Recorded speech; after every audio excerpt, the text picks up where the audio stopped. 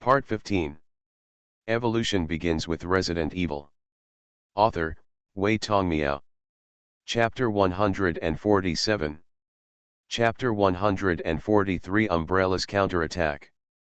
Captain, look. Although the younger brother called him Captain Blackwater, Luo Guang also shamelessly approached him. The screen inside the laptop showed a middle-aged man with a scar on his forehead and a crew cut, looking energetic. Luo Guang did not recognize this man, but the man was wearing the standard uniform of the Lighthouse Army, with the rank of colonel. There was a string of numbers on his chest, which should be his military number, and behind him was a huge lighthouse flag. Everyone, my name is Orr, and I am a member of the Lighthouse Army. The zombies you just saw in the live broadcast of the public trial were created by the Lighthouse military through human experiments. The Lighthouse military deliberately transported the zombies to the court and hid them. As long as there is any problem in the public trial, they will release the zombies and stage a real biochemical crisis in front of you to make you angry. In this way, no matter what reasonable evidence the Umbrella Company has, you will only ignore it, and justice will not be served. Orr spoke slowly, but the various propaganda media of the Lighthouse country failed to cut off the live broadcast signal during this period. The media did not think of simply turning off the TV station's broadcast signal. After all, this is big news, and their own TV, radio, can't miss it.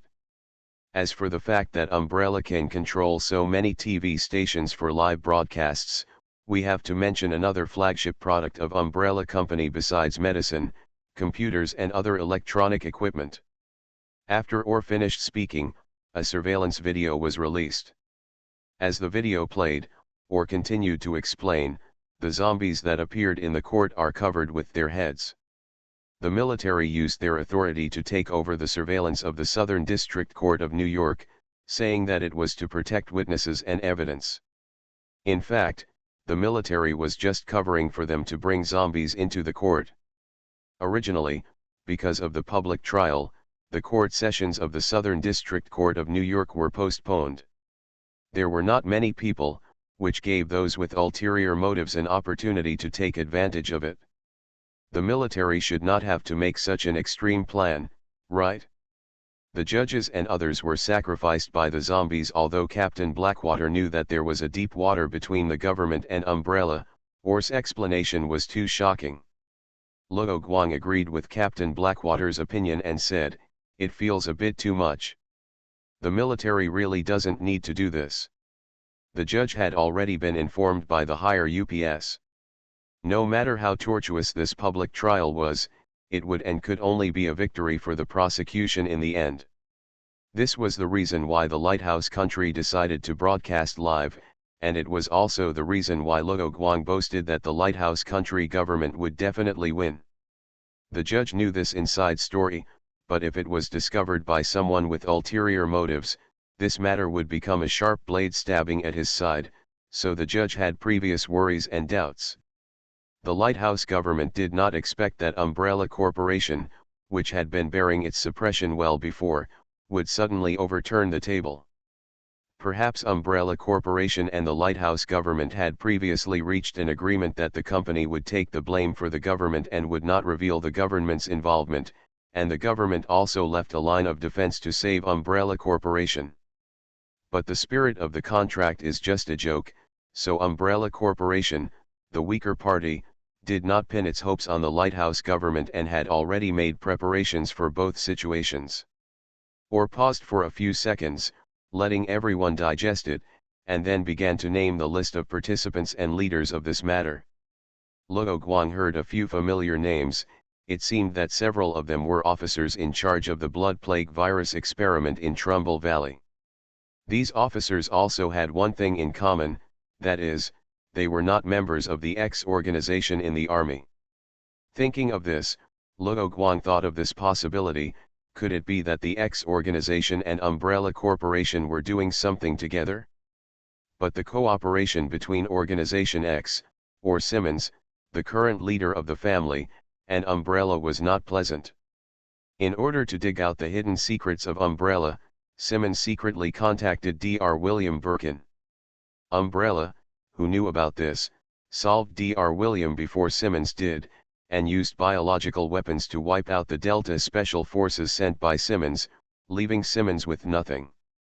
Out of desperation, in order to destroy the evidence of the cooperation between the government and Umbrella, Simmons mobilized the power of Organization X and destroyed Raccoon City. Whether it is true or not, it is a big trouble for the lighthouse country, Luo Guang thought to himself as he looked at Orr, who was announcing the list. After Orr on the laptop screen finished talking about the list, he continued to expose the news, saying, "The above is the list of people involved in this incident.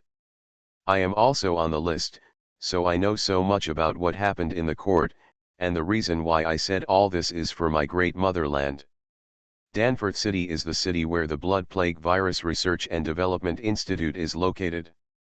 The population of that city is several times that of Raccoon City, but the people in that city have all become zombies because of the leakage of the biological virus.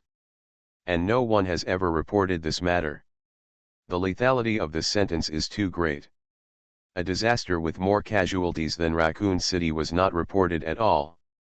This made the masses who did not know the truth doubt the government's differential treatment at the first time, and also made those conspiracy theorists start to revel. Regarding the matter of Danforth City, the military of the lighthouse country controlled the channels of information dissemination and public opinion. After packaging the matter of Danforth City, it became something similar to an urban legend. In addition, the surveillance and silencing of the families of the victims in Danforth City temporarily covered it up. If he really thinks about the country, he shouldn't tell anything about the city called Danforth. Captain Blackwater, who was also a soldier of the Lighthouse Nation, frowned and said again, "This matter broke out, it's going to change." Captain Hai Shui sighed with emotion. When he saw Luo Guang turning to leave, he shouted, "Hey, where are you going?" "Head, the live broadcast has been interrupted." Captain Blackwater's younger brother kept staring at the screen and suddenly shouted. Luo Guang did not go far, and also heard the words that the live broadcast was cut off. From his point of view, this was not Al's self-salvation, but Umbrella's backup plan. Otherwise, Al should not be exposed at this juncture. Things in Danforth City should not be exposed. Although the live broadcast was cut off, it was too late. Umbrella's purpose of arranging this live broadcast was achieved, which was to muddy the pond, discuss the lighthouse country, and allow the lighthouse country government to attract people's attention. As mentioned before, Umbrella Company and the lighthouse country government have made two preparations after the negotiation. One of them is that when the lighthouse country government wants to kill everyone, Umbrella Company will naturally have to retaliate. The first is to plan in advance all personnel like Luo Guang who have been tested and have high loyalty and disperse them to various places to lurk, waiting for the return of Umbrella Company. Then all the researchers and administrative staff of each branch were dismissed, and at the same time, resources and property began to be transferred. To put it simply, all the backbone and senior personnel of Umbrella Company resigned, appearing to break with the despicable Umbrella Company, but in fact they turned to secret activities, or the Golden Cicada escaped from the shell and started a new company. The above-mentioned people are all loyal members of Umbrella Company, and they are also the cornerstone of Spencer's preparation for a future comeback. As for the lower-level employees, the mercenaries of UBCS and the USS that were severely hit by a series of incidents such as the Raccoon City incident were directly abandoned by Umbrella. Umbrella's forbearance in the early stage was to paralyze its opponents and prepare to break the net. Of course, with the size of the lighthouse country, Umbrella's fish was exhausted and the net could not break. Luo Guang has not been in contact with people from Umbrella Company for a long time because of his lurking, so at this time he does not know the specific plans of Umbrella Company, but this time Orr's live broadcast incident should not affect Luo Guang himself. So Luo Guang is relatively calm. The reason why he left in a hurry was to report what happened in the court to organization. Because of Luo Guang's identity as a member of the Red Claws, the military personnel who blocked the court quickly gave Luo Guang a pass. The sooner this kind of information is reported, the more valuable it will be. After Luo Guang confirmed that no one was following him, he took off his mask, called his contact person Susanna Bell, told the other party about the court affairs, and asked her to submit it. Luo Guang finished the call and was about to call Hank to arrange something when he heard a voice behind him. Looking back, it was Dr. Linda running towards him. Dr. Linda? Shouldn't you be getting tested? Because Claire and Steve both called him by his name in court, Luo Guang was not surprised that Dr. Linda knew his name, but he didn't know the reason why Dr. Linda came to find him. You protected us, so we finished the examination quickly and were released. We were just about to go have a cup of coffee to calm down when we saw you, Dr. Linda invited. Although Luo Guang wanted to say that he was not shocked just now, he could see that Dr. Linda just wanted to find a reason to talk to him about something and confirm one thing, and said, "You were not afraid of admitting the wrong person just now. After all, it is possible that he has the same name. You are joking, but there are not many Asians around. Although you were wearing a mask before, your body shape and clothes have not changed." "Okay, do you know any store?" Luo Guang asked. "Yes, when I came to New York to give a report, I went to a very good cafe." After hearing what the other party said, it seemed that he had already planned it, but his current combat effectiveness was not low, so he was not timid and followed the other party to the cafe. Dr. Linda led the way, and Luo Guang followed behind. They were silent all the way. After a while, the two arrived at the cafe. The decoration of this cafe is relatively classical, with dark wood as the wall, green plants as decoration, and a record player playing elegant classical music. The overall environment is very elegant. The consumption in the store was not low, and there were not many people. Dr. Linda and Luo Guang sat in a corner, away from other customers. "Do you know me?" Luo Guang asked after the coffee he ordered was brought up and he watched the waiter leave.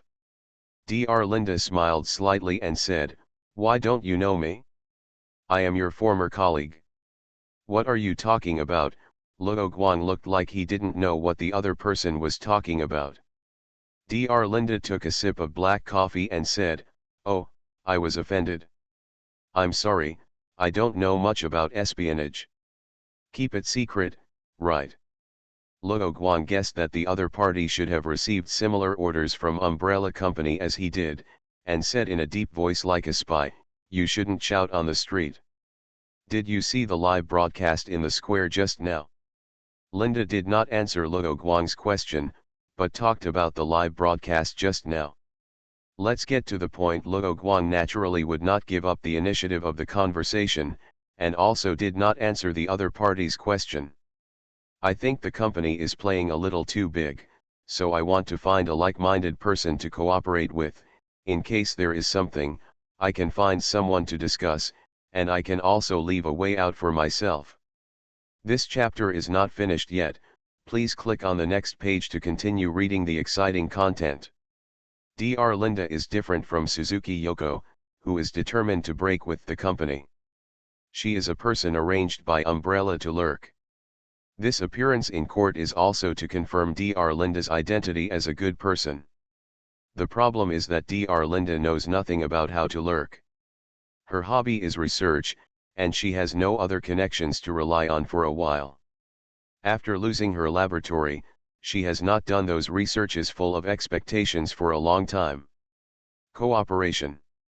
Luo Guang pondered Linda's identity. The identity of a botanist should not be fake, which means that Dr. Linda has other identities, so Luo Guang whispered in a statement tone, "You are not just a botanist." Linda nodded, and cooperated with Luo Guang to pretend that she didn't know him and said, "I have a double degree." Umbrella Company would not arrange a simple botanist to lurk unless she has other use value. Considering the goal of Umbrella Company, the answer is obvious. Dr. Linda may be a doctor of virology.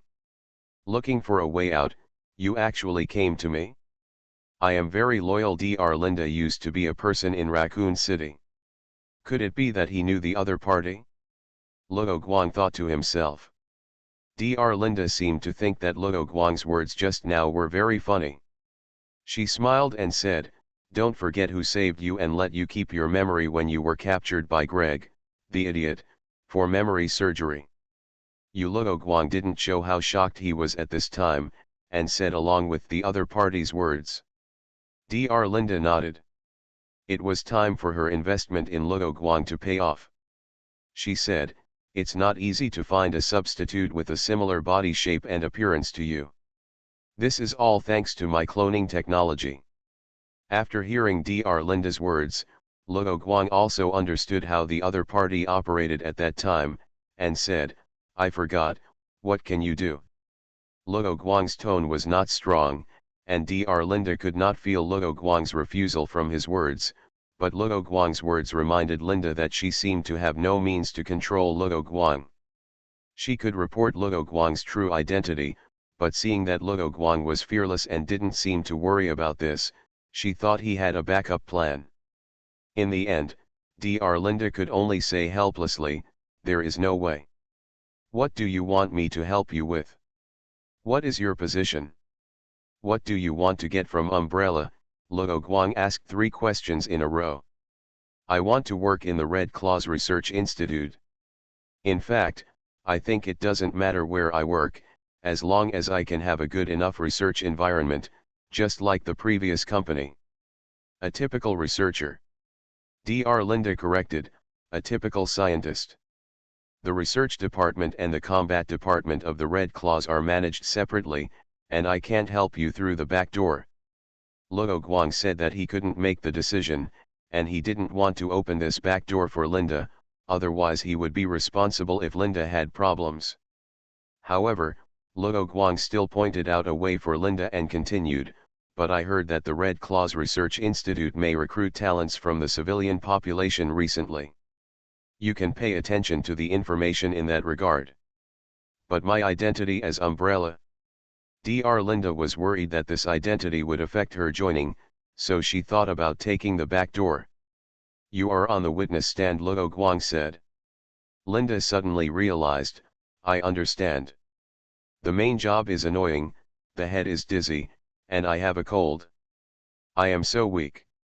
I have been unable to stabilize the update time recently, I am very sorry." Evolution begins with Resident Evil. Author, Wei Tongmiao. Chapter 148. Chapter 144 Joint Action. The incident in the Southern District Court of New York had little impact on Luo Guang. Just because Luo Guang was at the scene, Luo Guang, accompanied by Tanya sent by Sams, went to make a simple report to the military, mainly about what happened in the court. After all, Luo Guang was not a criminal suspect, so after making the report, Luo Guang and Tanya left the military camp unimpeded. While driving, Luo Guang glanced at Tanya, who was looking at the report in her hand. Inside the report was the record of the report Luo Guang had just made. Tanya asked the military to take a copy and take it back to the Red Claws for record. "Tanya, based on your understanding, how do you think the military will act next?" Luo Guang asked Tanya, who has a close relationship with the military. Tanya looked at the report in her hand and said, fight back hard. If the estimate is not wrong, the military will eradicate all Umbrella's influence in the Americas. That requires intelligence support, and the military is not afraid of the Paris incident. Luo Guang is worried about this. Umbrella always likes to set up a research institute or something underground, and biochemical viruses are low-cost, highly concealable, and very lethal. Information alone is not enough. For example, there is an Umbrella branch in New York. Although New York is a small place with a high price tag, who knows what Umbrella has hidden there?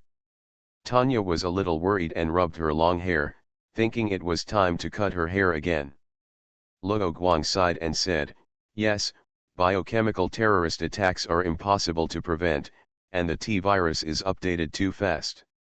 The vaccines currently developed cannot keep up with the speed of virus mutation, and even the 50% immunity rate is none. However, both he and Jill are immune to the T virus, so Luo Guang is still relatively worried about Jill's safety. So we can only tie our hands and resolve it through diplomatic negotiations. Humph. Tanya feels that negotiating with terrorists is not a wise choice. Yes, to Tanya, Umbrella is already a terrorist. Tanya is a person with independent opinions. Although the soldier named or said it so vividly and affectionately, Tanya only needs to think about it for a moment to understand that it is impossible for the military of the Lighthouse Country to do this in the Southern District Court of New York. Orr's statement can only deceive people who cannot think independently. As for what happened in Danforth City, Tanya, as an insider, naturally knew that it was true, and this was Orr's brilliance. The two incidents before and after, Danforth City is a true incident but difficult to verify, while the court incident is half truth and half false, and easy to verify. After all, there are many survivors. However, this single false content was enough to trouble the government of the Lighthouse Country. They finally understood what it meant to start a rumor and then refute it. The existence of conspiracy theorists will regard events that are difficult to verify as being sealed up by the government of the Lighthouse Country, thereby inferring that it is a government conspiracy. As long as Umbrella provides a little guidance on the internet, conspiracy theorists will become puppets controlled by Umbrella, making ordinary people believe in what is happening in Danforth City, thus convinced that the leader of the New York court is the Lighthouse National Army. Square. However, these matters had nothing to do with Luo Guang, so Luo Guang didn't pay too much attention and let the Lighthouse government find a way to solve it on its own. Yes, it would be best for a bioterrorist to drown directly in the toilet. Luo Guang's words were in line with Tanya's character, which made Tanya laugh. She patted Luo Guang on the shoulder and said, "That's a good thing. I like it. Speaking of which, is there any news about the people who transported the zombies to the court?" When Luo Guang saw Tanya, he asked her to help ask the military people. Tanya didn't know, so she replied, "I just asked for you. They said they are still tracing the traces of those people, but they all seem to have disappeared." The two chatted, went to the airport, got on the Red Claw unit's plane, arrived at the Red Claw base, and went straight to Sam's office. When Luo Guang arrived at the office, Sams was answering a phone call in the office. When he saw Luo Guang knocking on the door and coming in, he waved his hands for them to sit down and answered the person on the other side of the phone. Sams quickly hung up the phone and said to Luo Guang, "Luo, you performed well in the court. You asked Blackwater to complete the blockade immediately and did not let the biological crisis spread.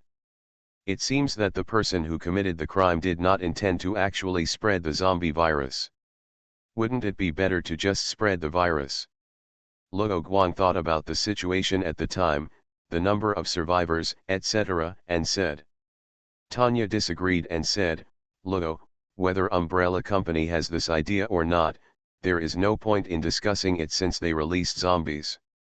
Luo Guang is not discussing Umbrella's ideas, but Umbrella's motives or plans. Sams understood what Luo Guang meant by mentioning this.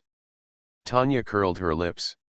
She was not stupid, but she was too lazy to think about it most of the time. She said, "What's the use of thinking about these things so much? Soldiers will stop them, water will cover them, and our Red Claw troops can take the initiative to kill Umbrella Company. Because of the nature of the Red Claws, if there is no biochemical crisis or biochemical incident, they do not have the right to take the initiative to attack a company. This is also to prevent the Red Claws from having too much power." "It's really possible." Samus pointed to the landline on the table and said. "Is it the phone call just now?" Tanya's eyes lit up and she asked immediately. "This chapter is not over yet, please click on the next page to continue reading." "Yes, it was called by the Special Operations Command. The matter is related to Umbrella Corporation, but the mission target is not Umbrella Corporation's branch or other targets." "Is that so?" Tanya was a little disappointed, She was still thinking about doing something big. How could Samus not know the little tricks in his friend's mind, and said, the goal is to crack down on Umbrella Corporation's black market auction in South America. Auction? Luo Guang asked curiously. Umbrella has had financial problems since Raccoon City, so they have set their sights on the black market. I think you can guess what is being auctioned this time. Biochemical weapons. Since the Red Claws need to take action, it must be something related to the biochemical crisis. However, Luo Guang thought of a problem and said, but we don't seem to have law enforcement power in South America. Yes, so we won't send a large force this time. It won't be me, right? Luo Guang understood when he heard Samus say that being assigned tasks by his superiors always makes office animals feel depressed. But Luo Guang just complained out of habit. He had almost rested, and GIMZ had also reached a cooperation with the South African government. GIMZ will establish a base in South Africa to provide antibiochemical training to South Africa. It just so happened that Hank and his team also took in many people who left Umbrella. There are many talents among them, and they are all willing to fight against biochemicals.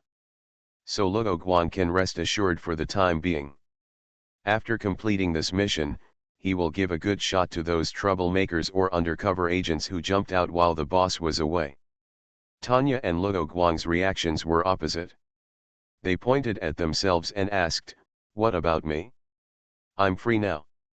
Sams looked at their reactions and thought they should switch positions. He said, "By the way, Luo Guang, Wang Wei contacted me and said that she had something at home and couldn't come back for the time being." Luo Guang felt a little strange and asked, "She's been away for too long, right? Could it be that something went wrong with the apocalypse?" Luo Guang thought so in his heart and planned to find a time to call and ask about the situation. Besides, Dr. Linda said that her memory was not modified. He had to find out whether there was a problem with the intelligence of the apocalypse or whether it was intentional. Tanya nodded when she heard Luo Guang's words. Samus said, "Although Wang Wei didn't say it explicitly, I think she might leave our unit." In response, Luo Guang opened his mouth in surprise, but in the end he didn't say anything. He couldn't say that he thought Wang Wei wouldn't leave as long as he was there. Tanya understood what Samus meant by saying this first, and quickly said, "Then let me join the Special Operations team." Samus was thinking the same thing, so he nodded and agreed, saying, "That's what I think, but in addition to the two of you, there will be 2 people from the Special Operations Command who will go with you. Do you have their information? There's also the question of command authority." Samus checked his mailbox, refreshed it several times, and said, "Well, it was sent, but it seems that due to confidentiality, there is not much specific information." "Tell me about it, every bit counts," Luo Guang said. "Yes. They are both agents who have joined the Special Operations Command not long ago. Their names are Leon S. Kennedy and Jack Krauser." "Is it them?" When Luo Guang heard these 2 names, he knew who they were. After thinking about the time, he thought that Leon had just finished his training, so he gave this task to him and Krauser, who had rich combat experience. Tanya, a combat fanatic, asked, "Is it someone you know, Luo Guang? How is their combat effectiveness?" Luo Guang didn't know how their combat effectiveness was at this time, so he could only roughly say, Krauser's combat effectiveness can be assured. Although Leon is a newcomer, he is a survivor of Raccoon City, so his combat effectiveness is expected in the future. Samus knew from Luo Guang's address to the 2 that Leon and Luo Guang were more familiar with each other, and said, "That is to say, Kennedy probably won't compete for command, but it's hard to say for Krauser." "Fight for command?" Didn't the higher UPS specify the command? Tanya was worried that the team would have problems when performing the mission because of the command issue. "No, the Special Operations Command only told us that it was a joint operation and they would send people to assist us. If they come to assist us, then we will be in charge of the command. Tanya breathed a sigh of relief and replied. Samus shook his head and said, the Special Operations Command is an agent organization directly led by the president of the lighthouse country.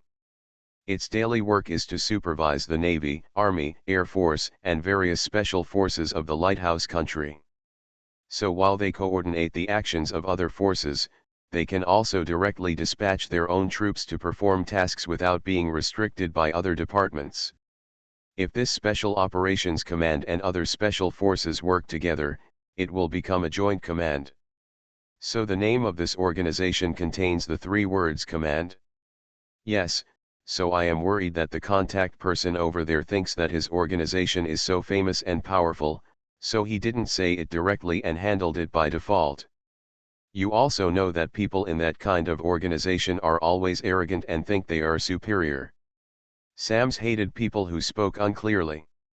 He was hung up before he could confirm some questions. Rather than an invitation, it was better to say that the Special Operations Command was notifying him.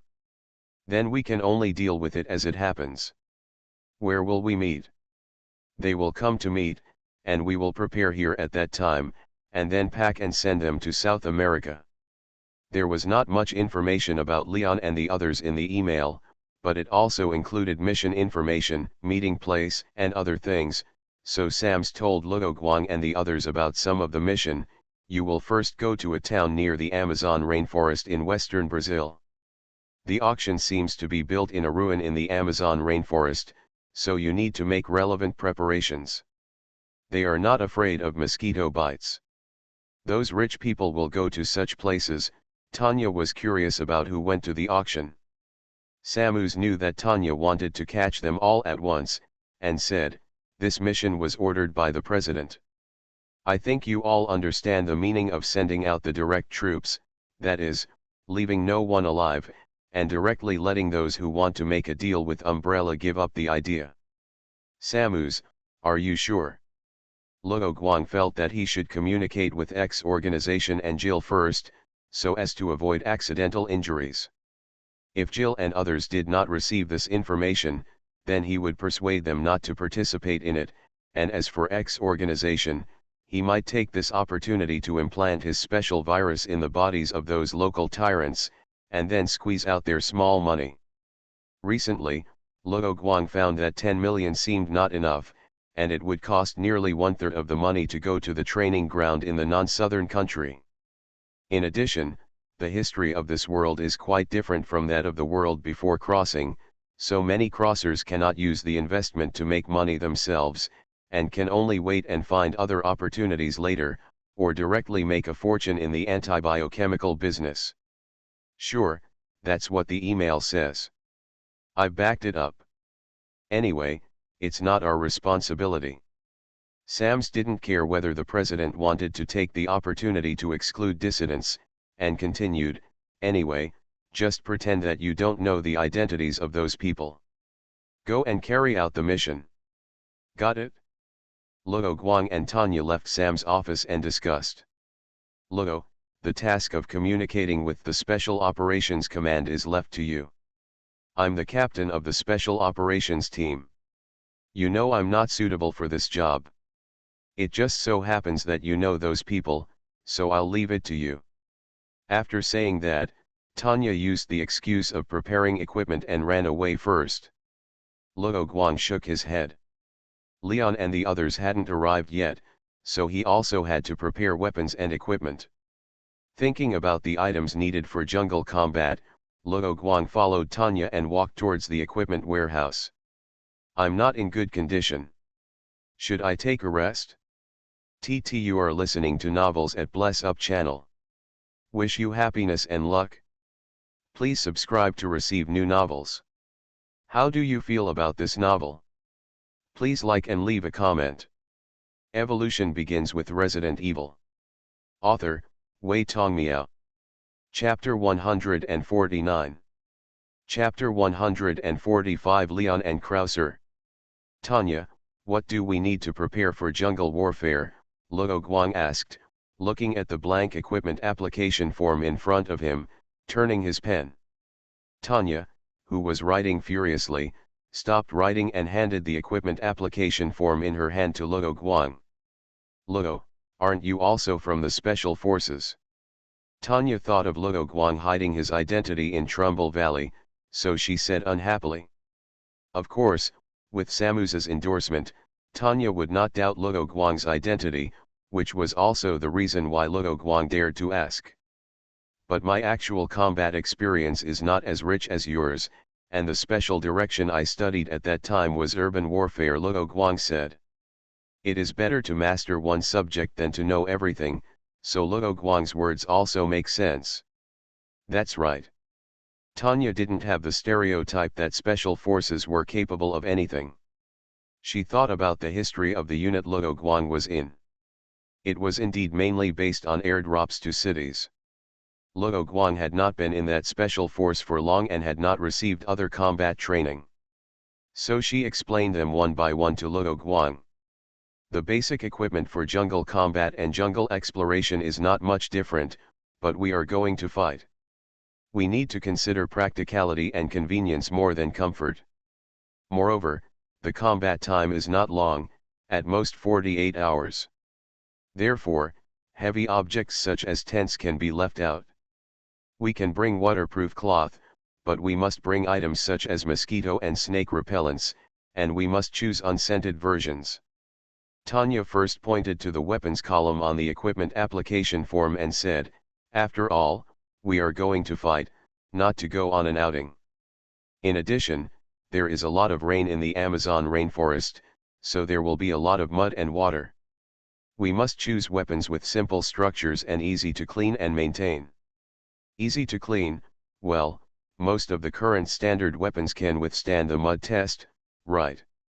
That's right, but don't be too superstitious about guns that have survived the mud test.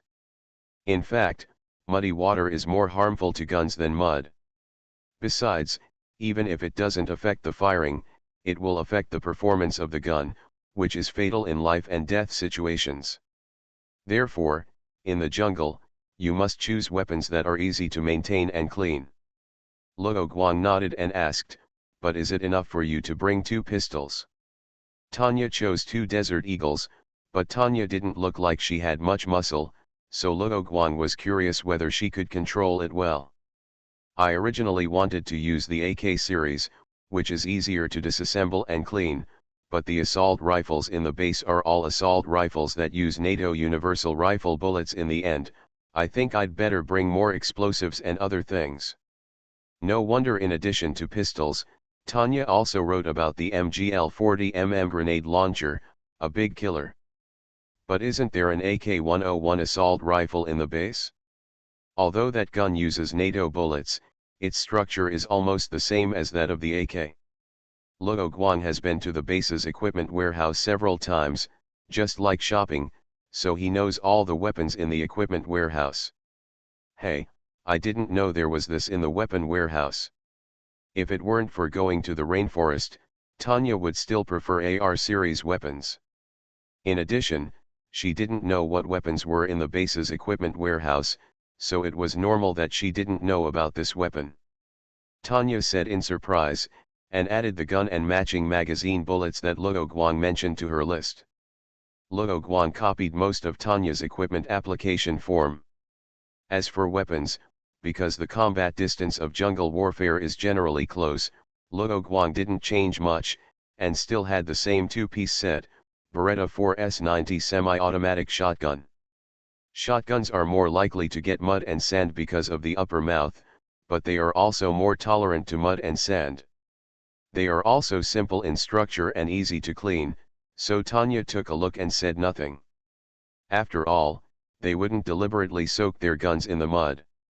Luo Guang asked Tanya another question, whether to bring silent weapons such as crossbows, but Tanya said that she didn't recommend it considering the efficiency of killing. However, after Tanya said this, Luo Guang suddenly thought that he was very strong, and maybe he should practice throwing knives to replace the crossbows that need to be pulled and stringed. After the two submitted the equipment application form, they parted ways to give each other some time to deal with personal matters. Luo Guang walked on the main road of the Red Claw base and found that it had changed a lot. The biggest difference was that there were many more people, all of whom he didn't know. As for the people who were planted by the Paris branch of Umbrella led by Wang Wei, Luo Guang didn't go to ask them if they knew about Wang Wei. Not to mention other people, Wang Wei's adjutant who had spoken to him for a few words had an inexplicable hostility towards him for some reason. After the training of Benoi Island, BIS and other new recruits have also gotten rid of the title of new recruits and become veterans of the Red Claws. Luo Guang didn't see it, and asked other people. They seemed to be taking the newcomers to practice. I don't know if they went to Trumbull Valley. Next, Luo Guang walked all the way back to his dormitory. He hadn't been back for a long time, so Luo Guang had to clean up first. Then he lay on the bed and talked to Jill on the phone for a long time, and confirmed that Jill and the others would not go to South America. After thinking about it, Luo Guang called Wang Wei again, but no one answered. The last thing, Luo Guang told the X organization about his trip to South America, but he didn't expect that in less than half an hour, he received a task from the current leader of the X organization. This chapter is not over yet. Please click the next page to continue reading. At noon the next day, Luo Guang had just finished lunch in the cafeteria of the Red Claw base when he received a message from Samu's. Still in Samu's office, Luo Guang arrived one step later than Tanya. Report with an outsider present, Luo Guang still gave Samu's face and was not as casual as before. Of course, Luo Guang was so casual before because of Tanya. Later, seeing that Samu's didn't care about such things, he followed Tanya and felt relaxed. Otherwise, it would be embarrassing if he was the only one who was so serious. As for the outsiders that Luo Guang saw, they were naturally Leon and Krauser. Leon was a little happy to see Luo Guang. He stood up, shook hands with Luo Guang, and said, "Long time no see." Although the two hadn't seen each other for a long time, since the Lotford Island incident, Luo Guang got Leon's contact information through Claire's relationship and became an online pen pal with Leon, so the two did not feel strange after meeting. "Yeah. Are you okay?" Seeing that Samu's did not say anything to stop him, Luo Guang chatted with Leon. "Clausa, I'm Luo Guang." Luo Guang looked at Clausa with a cold expression and said. Luo Guang did not reach out to shake hands with Clausa, and Clausa obviously did not have this idea. He looked at Luo Guang coldly and felt that Luo Guang did not look like a soldier. "Since everyone is here, let's have a small meeting. The only content of the meeting is to confirm the command of this joint operation," Samu said after Luo Guang sat down. "According to the duties of the Special Operations Command, we have the command." Clausa was the first to respond. "But according to the email from your headquarters, this mission should be your assistance to us." Tanya, who had received guidance from Samu's, acted as a vanguard and spoke for the Red Claws. "The command of this operation is not a trivial matter, so Samu still wants to fight for it even though he knows the power of the Special Operations Command. But the status of the other organization is there, so Samu can only use the other party's words to make a fuss. Before we set off, the superiors didn't seem to mention the issue of my command." As soon as Leon finished speaking, Krauser sighed. He couldn't understand why the superiors wanted him to lead this stupid boy. "Okay, I'll give you the command this time, but if there is a problem with your command, I will refuse to execute it." "It's okay to refuse to execute, but I need you to provide a new plan." "I understand." Krauser nodded. Tanya's request was very reasonable. Samu breathed a sigh of relief and said, "Okay. Leon and his equipment have arrived with their plane, so Tanya, you two take the equipment and meet them at the airport. As for the specific combat map and other situations, you have enough time to discuss on the plane." Hearing Samu's words, Luo Guang confirmed a question and said, "By the way, when will the auction start?" Krauser, who had already stood up, glanced at the young Luo Guang and said, "Tomorrow night." "Such an important thing, Why didn't you say it earlier? Luo Guang sat on the plane and complained. Krauser ignored him and took out the map after the plane flew smoothly. As the commander, Tanya immediately leaned over, and seeing that no one was paying attention to Luo Guang, Leon kindly replied, because this mission needs to be kept secret, we only found out about it on the way to the Red Claw base. We can only reach the town tonight, but the distance to the auction site in the Amazon rainforest is a bit long. Even if we go straight after arriving at the town, time is very tight, and there may not be time for us to scout and arrange there. Tanya looked at the ruler on the map, gestured with her hand, and then told the people present the information she analyzed. Clausa on the other side nodded and agreed with Tanya's statement. How do people participating in the auction go to the scene? Luo Guang asked. Helicopter. The buyers will hold a party at the ruins before dusk tomorrow night, hosted by the West Pakistani black market intermediary. Leon wrote down all the information about this mission and answered Luo Guang's questions as soon as possible. Tanya guessed Luo Guang's idea and said, you don't want to pretend to be a buyer to go in. Yes, I'll go in early. There's still some time before tomorrow. I can provide you with the on-site situation, so that you can save time to check the site. It won't work. Krauser said that this couldn't be done, and then shut up. Leon on the other side saw this and helped Krauser to explain, we don't have an invitation letter. The organizer has sent out a limited number of invitation letters, and they are all encrypted. We don't have time to crack the invitation letter, let alone we don't even have an invitation letter. I have an invitation letter, it's genuine. Luo Guang's words were shocking, and Tanya and the other two immediately focused their attention on Luo Guang. The X-organization mission that Luo Guang received last night was very simple, killing the chicken to scare the monkey. In fact, before the public trial of Umbrella Corporation, the preparations for this auction had already begun, and the X-organization would naturally not miss this opportunity, and had sent people to get the invitation letter. In order to keep the buyer confidential, the buyer's name will not be written on the invitation letter, so as long as you pass the threshold of the auction, you can get the invitation letter. How many people can you bring in? Clausa was the first to react and asked. For Clausa, completing the mission was the most important thing, so he did not ask Luo Guang where the invitation letter came from. 2. A buyer and a bodyguard. Only pistols and knives are allowed. Luo Guang briefly explained the situation. This chapter is not over yet, please click on the next page to continue reading. Tanya thought about Luo Guang's words and asked, although you said it was genuine, I still want to ask about the source, otherwise I will not rest assured. The original buyer gave the invitation letter, but I can't tell his identity. I can only say that he was angry about what happened in the public trial of Umbrella Corporation, so he gave us the invitation letter. Luo Guang did not lie. Simmons was indeed angry because the public trial damaged the prestige of the Lighthouse country, so he would rather not have the biological weapons, virus, he had always hoped to obtain, and also cause trouble for Umbrella Corporation.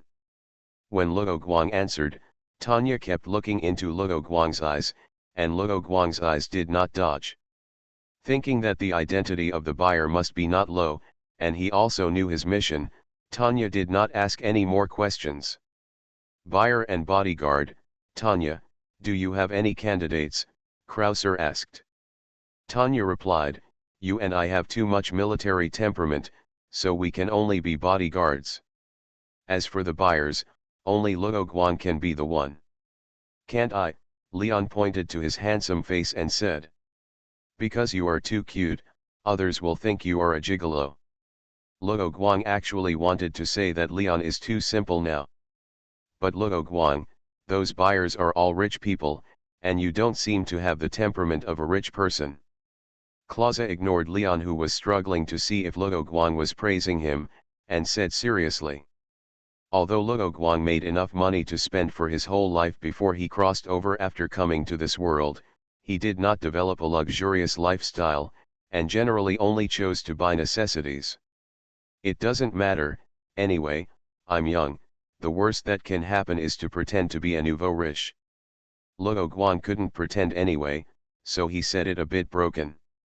Tanya said, there are so many rich people in the world, there will always be some who are unique, and this is not an occasion like a high-class party, and Luo Guang is not going to make friends with others.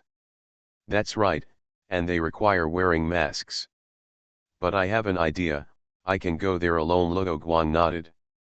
Wait, alone? Leon was surprised. Clausa thought about Luo Guang's intention and asked, why? 3 people can form an encirclement, but 2 people can't, and you can only bring pistols and knives into that place. If 2 people go in, it will reduce our firepower by half. Luo Guang added, and I sneaked in just to confirm the situation and inform you of the information. The buyer's status is not low, and the auctioneer dare not make trouble, so I am still relatively safe. The 3 nodded, indicating that they understood Luo Guang's meaning. Since it is confirmed that Luo Guang sneaked in with the invitation letter, Tanya needs to change her plan and redistribute tasks with Krause to confirm the assigned areas and responsibilities. The plane that the 3 of them were on arrived at the airport very quickly. Because Luo Guang needed to use the invitation letter to enter the auction, he had to act separately from Tanya and the others. Therefore, Luo Guang gave some of his weapons and equipment to Tanya and the others to help carry, and then he went to the city and bought a suit for formal occasions, and finally boarded the direct helicopter to the auction. When searching the jungle, for some reason, the things that appeared were anti-aircraft machine guns, anti-aircraft cannons, helicopters, and other things. Evolution begins with Resident Evil. Author, Wei Tongmiao. Chapter 150. Chapter 146. The eve of the auction. Luo Guang's invitation was genuine. Wearing a mask made of hardened armor, Luo Guang successfully passed the inspection and came to the ruins in the Amazon rainforest. It was late at night, and the auction was scheduled for tomorrow night. Fortunately, the auction organizers prepared accommodation in case someone arrived early, so Luo Guang was able to board the helicopter. Luo Guang was not an archaeologist or a history expert, so he didn't know which ancient civilization the ruins belonged to. The whole building was a bit like the Egyptian pyramids, square, shrinking upwards, not high, and flat-topped. The interior space was large, with balconies for observation on 3 sides, and a straight path to the top on another side. I think this ruins probably had a sacrificial function. The surrounding area was surrounded by wood made from local materials, and the ground was leveled to facilitate helicopter takeoff and landing. In addition, there were only a few trails in the rainforest for walking, so most of the materials were transported by helicopter, so the auction took so long to prepare. In terms of defense, there are guard towers, secret sentries hidden in the jungle, etc. Because the buyer cannot ask someone to collect the mobile phone or block the signal, Luo Guang sent the information he got from standing on the top of the ruins overlooking the scenery to Tanya and others through a satellite phone. Except for Luo Guang, there were no other buyers coming, and Luo Guang was alone, which made the organizer of the auction very curious, so he tried to invite Luo Guang to have lunch. Luo Guang did not refuse, but chatted with the other party enthusiastically. Mr. Cat, thank you for trusting our organizer and coming alone. The host of the auction sat opposite the long table, raised the red wine glass in his hand and said. Luo Guang, wearing a black cat mask with his mouth exposed, twisted the slender stem of the red wine glass with his fingers, shook it gently, took a sip, and savored it carefully. After drinking the sip, Luo Guang answered the host who was waiting for his reply and asked, when will the seller's things arrive? You won't auction it directly without checking the goods. Luo Guang didn't see anyone from umbrella company or goods that needed to be strictly confidential here, so he judged that the seller had not arrived yet. The host smiled and replied, so Mr. Mao came here so early to check out the goods. Why not you? You're not a beauty, Luo Guang said, looking at the other person's reflective Mediterranean hairstyle. The host noticed that Luo Guang's eyes were looking at his head, but he was not annoyed. He kept this hairstyle to make others remember him, even if it was because of his baldness. If you need it, Mr. Mao, we can also provide beauties of various tastes for your entertainment. Seeing that Luo Guang did not respond after hearing this, the host brought the topic back to the point and said, the seller actually arrived a long time ago, but it was not in the public activity area. As for inspecting the goods, the seller is quite tough, and our people have not seen the goods. Do you accept such an auction? Luo Guang asked after eating a bite of the medium rare beef. The host kept smiling and said, we can't help it. This is the first auction of that thing. As long as nothing goes wrong, it's a good thing for us. Luo Guang glanced at the other party and finished the last bite of beef before saying, you shouldn't say such things. Things like getting married after the war are likely to be irreversible. The host was stunned, thinking of the movies he had watched, and his professional expression was a little bit strained. He said, sorry, but please rest assured, we are fully prepared, and even contacted soldiers who have received anti-biological training from the Red Claws to make full preparations. I hope so. Luo Guang seemed to lose interest because of the host's words. The host knew he had said something wrong. Although he didn't think it was his fault, he still tried to save the situation by saying, I'm sorry for what I said just now. I'll tell Mr. Mao an important piece of news that will be of interest to him. Luo Guang wiped his mouth and said, yeah. This time the seller has a surprise that is not on the list, and according to estimates, the price of this surprise is higher than other things. So Mr. Mao, you might save the money for the end. For the first time, Luo Guang had a more obvious reaction and asked, I think if I ask you what it is specifically, you won't tell me. If you tell me, it won't be a surprise. The host didn't know what it was specifically, and knew that he wouldn't tell me. He was just using this incident to whet Luo Guang's appetite.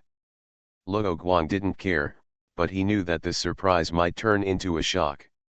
After washing his hands in the basin handed over by the maid next to him, he said, I have another question. Aren't you afraid that the seller will cheat and kidnap us buyers? Are you worried about this, Mr. Mao? Then why don't you bring a bodyguard? The host finally asked what he wanted to know. Is it possible that I'm just a stand-in? Luo Guang didn't answer directly, but gave the host unlimited reverie.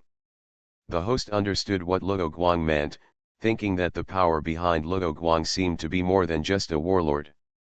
Well, thank you for inviting me to dinner. I haven't finished studying the ruins yet. Luo Guang used this excuse to wander around the ruins this morning. Okay, Mr. Cat, if you need anything, you can always find us, the host said, and watched Luo Guang leave the restaurant. As soon as Luo Guang left, someone came to the host and told him some of the things he had found. On the other side, Luo Guang, who had left the restaurant, licked his lips. The food he had just eaten was indeed delicious. It was time to explore the ruins again, so he had to do some post-meal exercise. This chapter is not over yet. Please click on the next page to continue reading the exciting content. While observing, Luo Guang couldn't help but feel lucky that he was the only one here. Except for the side where the stairs were, there was an exit on the other 3 sides of the ruins, a total of 3 exits. The number was just right. As long as Tanya and the others cleared the enemies outside, they could set up guns to block the door, and then Luo Guang would kill people inside. If the plan went well, this mission would be successfully solved. Walking along the periphery of the ruins, Luo Guang thought of a problem. Tanya and Clausa were soldiers. They were not accustomed to killing people, but they were also calm. To be honest, he was relatively indifferent to doing such things, and there was no situation where he couldn't do it. But what about Leon? As a rookie policeman, could he attack those unarmed people who got on the pirate ship to find a job? You should know that there are many waiters, chefs, etc. hired by the auctioneer in this ruins. It seems that the Special Operations Command asked Leon to do this mission, which may also be for the purpose of helping Leon overcome psychological barriers. Thinking of this, Luo Guang confirmed the mission plan with Tanya by text message, and told Tanya about Leon, asking her to prepare Leon psychologically, and then just wait for Tanya to arrive. Because the threshold of this auction is very high, there are not many buyers at this auction. Luo Guang heard their accents, and it seems that they are not only drug lords or warlords from South America, but also from the Middle East and Africa. There are only 7 buyers, including Luo Guang himself, and the other buyers all brought bodyguards. The bodyguards are all tall and strong, very impressive, and in order to distinguish them from the buyers, they did not wear masks. It happened that the buyers' masks were all different animals, so everyone followed the rule that Luo Guang told the host Mr. Cat's name at the beginning, and others also named them according to the names of the mask animals. Among the buyers was a young woman with a fox mask, a good figure, a D-level player, and round buttocks, but her skin color was not the type that Luo Guang liked. Because Luo Guang was wearing a mask, the other party did not mistake Luo Guang for a waiter from the auction house. They just approached Luo Guang to talk because they were curious about Luo Guang's actions alone. Luo Guang did not talk much with the other party, maintaining a sense of mystery. After a few perfunctory words, he found a reason to leave. The other party did not speak to keep him. Looking at Luo Guang, who was going away, he clenched his fist. As the buyers gradually arrived at the auction site, Luo Guang could not run around, but he had already scouted the situation here, and the rest was to wait. According to the auctioneer's plan, Luo Guang waited in the room until after 6 p.m., when the waiter knocked on the door. It was not that the auctioneer installed a camera in Luo Guang's room, but there was a corridor on the other side of the house, and there were maids on standby at any time, so the auctioneer only needed to ask around and knew that Mr. Cat had not come out since he returned to the room. A group of buyers sat at the dining table, but no one except Luo Guang paid attention to the delicious food on the table, but stared at the large projection screen in the center. At this time, the auction host was standing on the podium, speaking in a high voice, introducing the auction items tonight to everyone. This time, in addition to providing the auction items, the seller also prepared an appetizer for everyone, with a fixed price of $1 million. It is a set of biological weapons called cleaners. This set includes a commander and 4 soldiers. They have good IQs, can understand and hear human language, and can drive and shoot. The most important thing is that they are absolutely loyal and fearless of life and death. If the cleaner is killed, it will turn into a pool of useless liquid. It is a must-have style for everyone to kill, arson, and travel at home. As the host spoke, the appearance of the cleaner was displayed on the screen. "Isn't this an orangutan?" Ms. Fox said with a smile. This Ms. Fox observes very carefully. The host pretended not to hear the mocking tone in the other party's mouth, and continued to say, "According to the information provided by the seller, this cleaner uses the genes of orangutans for cultivation. Of course, how to cultivate it specifically is the seller's business secret." The seller, that is, the umbrella company, was also present. He was watching everything that happened in the field in silence. This time, the seller has provided a total of 4 sets of cleaners. They are sold by registration and lottery. The purchase is limited to 1 set, and you can take them away after the auction. If you need them, just tell the waiter next to you. "What if I want to buy more sets?" Luo Guang asked. The host did not answer, but turned to look at the people from Umbrella Company. The seller representative took the microphone and said, "I will leave my contact information. Thank you for your answer. Mr. Cat seems to be very interested. Do you want to sign up?" the host asked while the iron is hot. Luo Guang shook his head and said, "I need to purchase in large quantities. After this is over, I have to talk to them about whether they can give me an X-factory price." Hearing Luo Guang's words, 2 buyers who also planned to purchase in large quantities nodded and put down their hands ready to call the waiter. The host noticed this, but there were just enough people to sign up, so he didn't say much, and said, "It seems that Mr. Cat is planning to purchase in large quantities. This is a good thing." The people from Umbrella nodded. The company only provided 4 sets, just to create the illusion that the rare items are valuable, and to raise the price. Since the production line was built, the cost of these cleaners has been reduced, and the quantity is large and sufficient. The company has made at least 20 times the profit from the sale of these leather sets. Although there are many, Umbrella did not put them up for auction.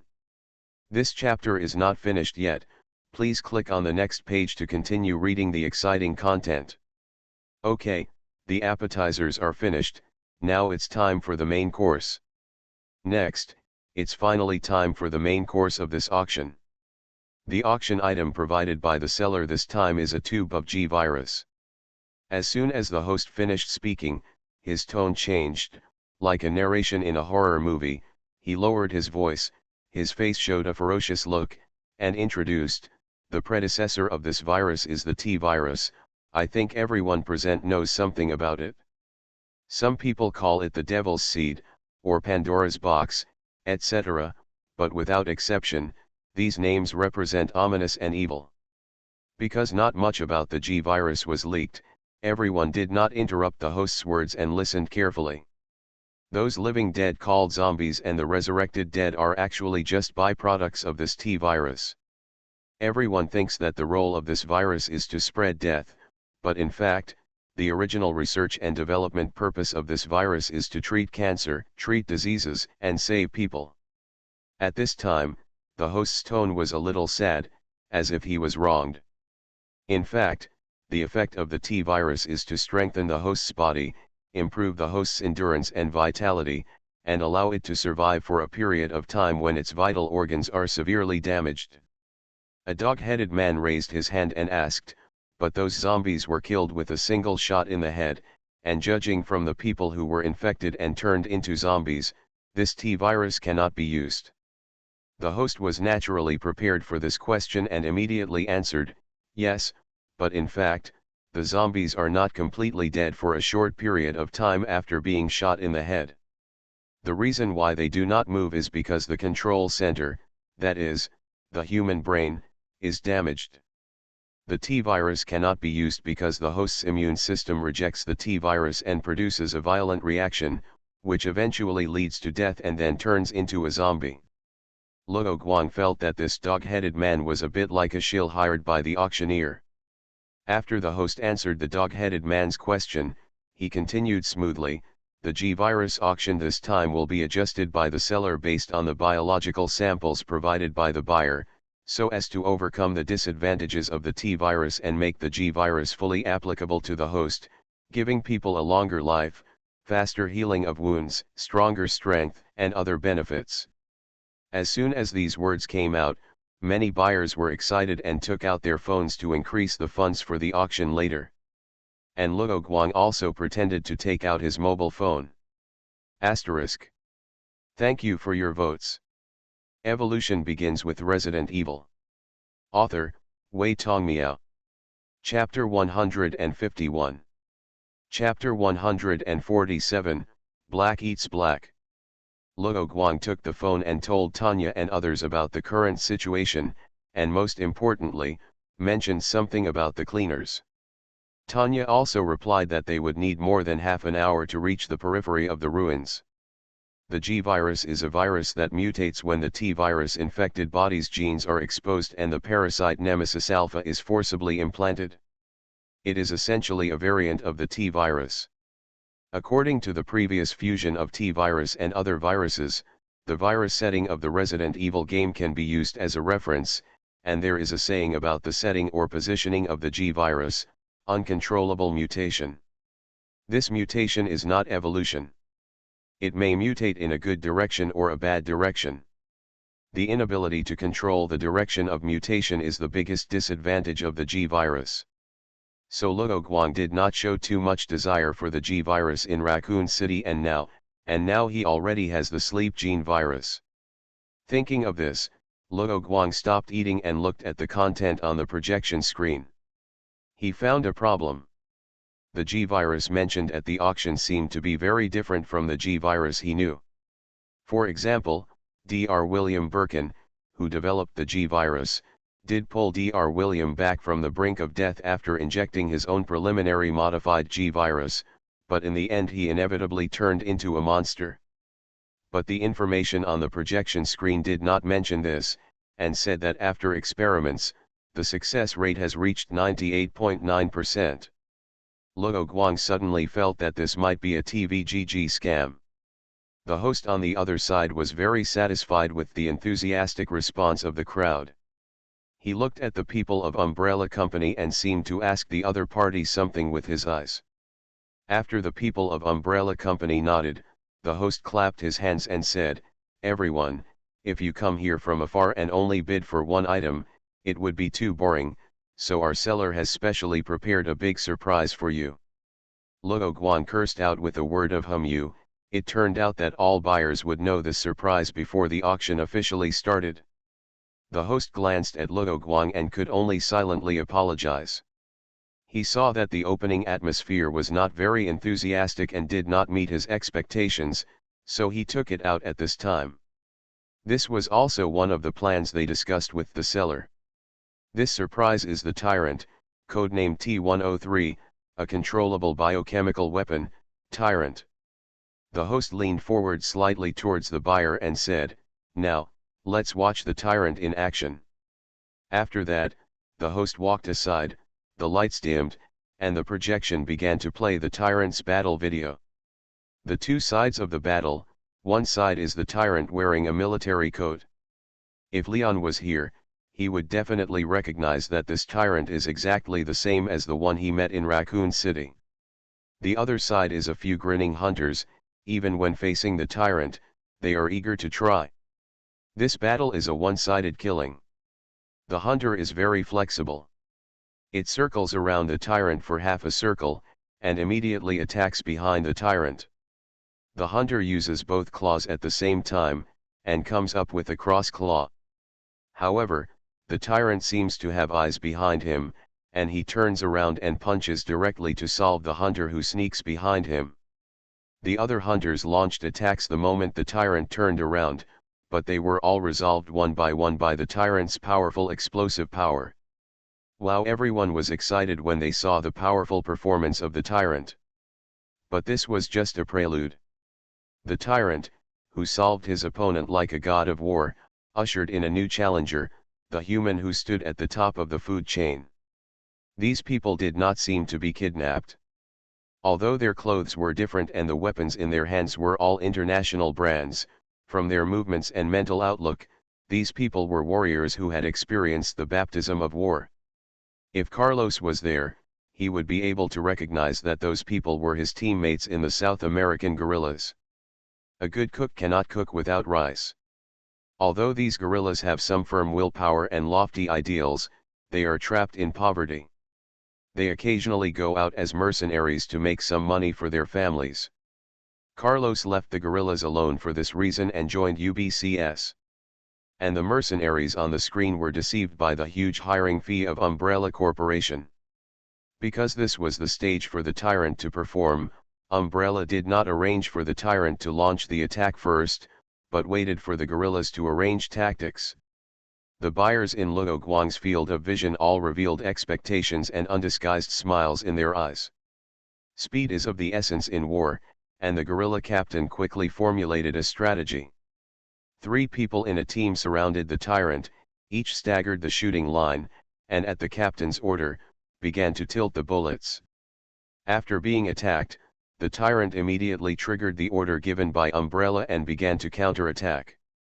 Of course, the Tyrant, who was bathing in the storm of bullets at this time, did not launch an attack, but protected his head with both hands, turned his body, and avoided the direction of the bullets with his hands. The guerrillas deliberately controlled the speed of shooting, so they could stagger the time of changing bullets and maintain uninterrupted attacks. However, the guerrillas had no experience in dealing with biological and chemical weapons. Perhaps they had heard that zombies could only be killed by hitting the head, but they didn't know how to deal with the giant in front of them. The tyrant was suppressed for a while, which made the buyers in the audience a little disappointed. They thought that the tyrant would destroy those who dared to attack him with overwhelming force like before. This chapter is not over yet. Please click on the next page to continue reading the exciting content. The host also saw that the originally warm atmosphere in the venue began to cool down, so he stood up and explained, "Everyone, you see the scene of the tyrant bathing in this storm of bullets. In fact, this is a deliberate demonstration by the seller." Seeing that everyone was looking at him and waiting for his explanation, the host continued, "Everyone present is rich and powerful. As long as you give an order, there will naturally be countless people to solve the people who raise questions for you, but as a bodyguard, the tyrant has the important responsibility of protecting you in addition to destroying the enemies for you." After the host said this, the buyers understood that although the tyrant was being suppressed, from another perspective, the tyrant who stood firm was indeed his best bodyguard, and the tyrant was taller and stronger, and it was also more face-saving to take him out. The guerrillas brought limited bullets into the test field. Seeing that the tyrant had not fallen down and more than half of the bullets had been consumed, the guerrilla captain immediately ordered to stop the attack. There were bullets on the ground around the tyrant that were blocked by the military uniform and fell to the ground. It looked like they were blocked by the invisible shield, which frightened the guerrillas who knew the power of the bullets. Fortunately, the field was not small and there were obstacles, so the guerrilla captain did not fight to the death. When one plan failed, he let his team members use the familiar guerrilla tactics. Without bullet suppression, it was the tyrant's turn. The tyrant had just put down his head protection hand, and the guerrilla captain raised his hand and fired a shot. The bullet hit the tyrant's head, but the tyrant just tilted his head slightly, and then rushed towards the guerrilla captain. After collecting the experience of the tyrant's battle in Raccoon City, Umbrella Company made the latest improvement to the latest tyrant, which was to add a layer of bulletproof material between the tyrant's skull and epidermis. However, the space is limited, and the defense of this layer of bulletproof material is one time, but it is enough to scare the guerrillas who saw the tyrant for the first time. Although the guerrilla captain wanted to attack the tyrant's head again, the tyrant had already started to rush towards him, and the tyrant's speed was too fast for its size, so he did not shoot again, and chose to turn around and run. "The tyrant moves quite fast," a man with a bullhead mask said in the field. The fox lady who heard him also nodded and said, "And for the enemies of the tyrant, being chased by this thing is also very stressful, which can effectively deter those enemies." With the two leading the way, the others also chatted in twos and threes. After all, the tyrant is now playing a cat and mouse game. Although it is exciting, it is not new. It will be boring if you watch it too much, so everyone started to communicate. However, the buyers are in a competitive relationship after all, so what they say is not nutritious, which perfectly interprets what nonsense literature is. Therefore, Luo Guang did not join the topic, but instead directed the waiter to serve him another plate of food. The food here covers various regions and is much more nutritious than what those buyers said. Some buyers also saw that Luo Guang looked uninterested and only focused on eating without watching the battle on the screen, but they did not say anything. They wished that there would be one less competitor interested in the tyrant. The situation in the field changed.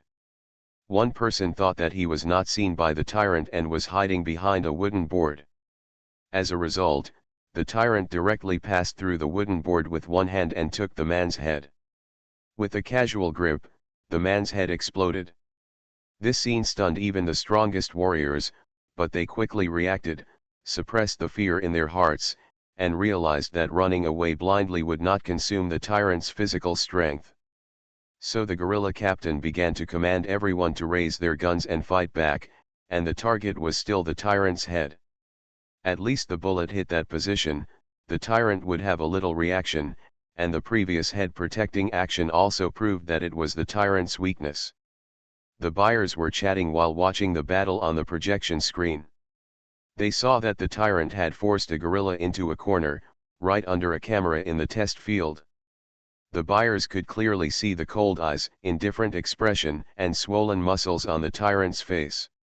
The tyrant directly launched a bull charge, looking like he was going to smash the gorilla into a meat pie. Suddenly there was a loud bang, and the tyrant, who had originally hit the camera, broke through the projection screen and appeared in front of everyone. The stone that broke through the wall just hit a waiter under the stage, and he fell to the ground unconscious with a bloody head. Everyone was stunned. Luo Guang immediately looked at the host to confirm whether it was a trick the host had come up with to liven up the atmosphere. Although some waiters were injured, in the eyes of the auctioneer, the lives of these waiters were nothing, so Luo Guang had to confirm it. "Sir, this is..." The host saw the tyrant standing motionless on the stage, turned around and bent over, and whispered to the person sent by Umbrella. The umbrella company's people grabbed the microphone from the host and stood in front of the tyrant. The host is the person representing the auctioneer anyway, he can't let them do whatever they want, it will bring disgrace to his auction. But the host looked at the tyrant and didn't dare to walk over, he questioned loudly, "What are you doing?" The representative of Umbrella ignored the host, looked at the buyers below and the bodyguards who took out their guns because they saw something was wrong, and said, "You are all rich and powerful people, and Umbrella is now in a state of lack of money, so I have to ask you to give me some money." In one sentence, he made his purpose clear. This chapter is not over yet, please click on the next page to continue reading the exciting content. Although everyone knew that the seller was Umbrella, they tacitly did not mention the name, so that if it was exposed, they could still use the excuse that they did not know. But the other party said that, which meant that the matter had reached a point where there was no room for maneuver. "We have a strong enough armed force here, don't mess around." The host had already pressed the emergency button in his hand, thinking that someone would come soon, so he mustered up the courage and scolded. However, as the gunshots rang out, the last person who appeared in front of everyone was not the security personnel of the auctioneer, but the cleaner of Umbrella. Unlike the appearance on the projection during the introduction, all these cleaners wore black combat uniforms specially customized for them by Umbrella, wearing gas masks with integrated night vision goggles, holding MP5 submachine guns, bending their waists, and walked in like gorillas. "We have cleared the enemies outside and inside." One of the cleaners, probably their commander, walked onto the stage and said respectfully to the Umbrella representative. "Impossible," the host said in surprise, "don't try to deceive me, with just your 20 cleaners, how could you possibly take out nearly 100 mercenaries?" Suddenly, the host stopped talking. He thought of the ridiculously large cargo box and said, "Could it be that you have transported more than those cleaners?" The Umbrella representative smiled crookedly and replied, "Correct, by the way, if I remember correctly, you are the son of the auction owner, so congratulations on being able to survive." When the host heard this, his face changed. He had come here to gain experience and had clearly concealed his identity. Only a few of his confidants knew about this. Luo Guang immediately sent this explosive news to Tanya, asking them to temporarily stop the plan after confirming the situation of the outer security. The people from Umbrella naturally saw Luo Guang tapping on his phone, but they thought he was asking for help, so they ignored him. After all, this was consistent with their goal.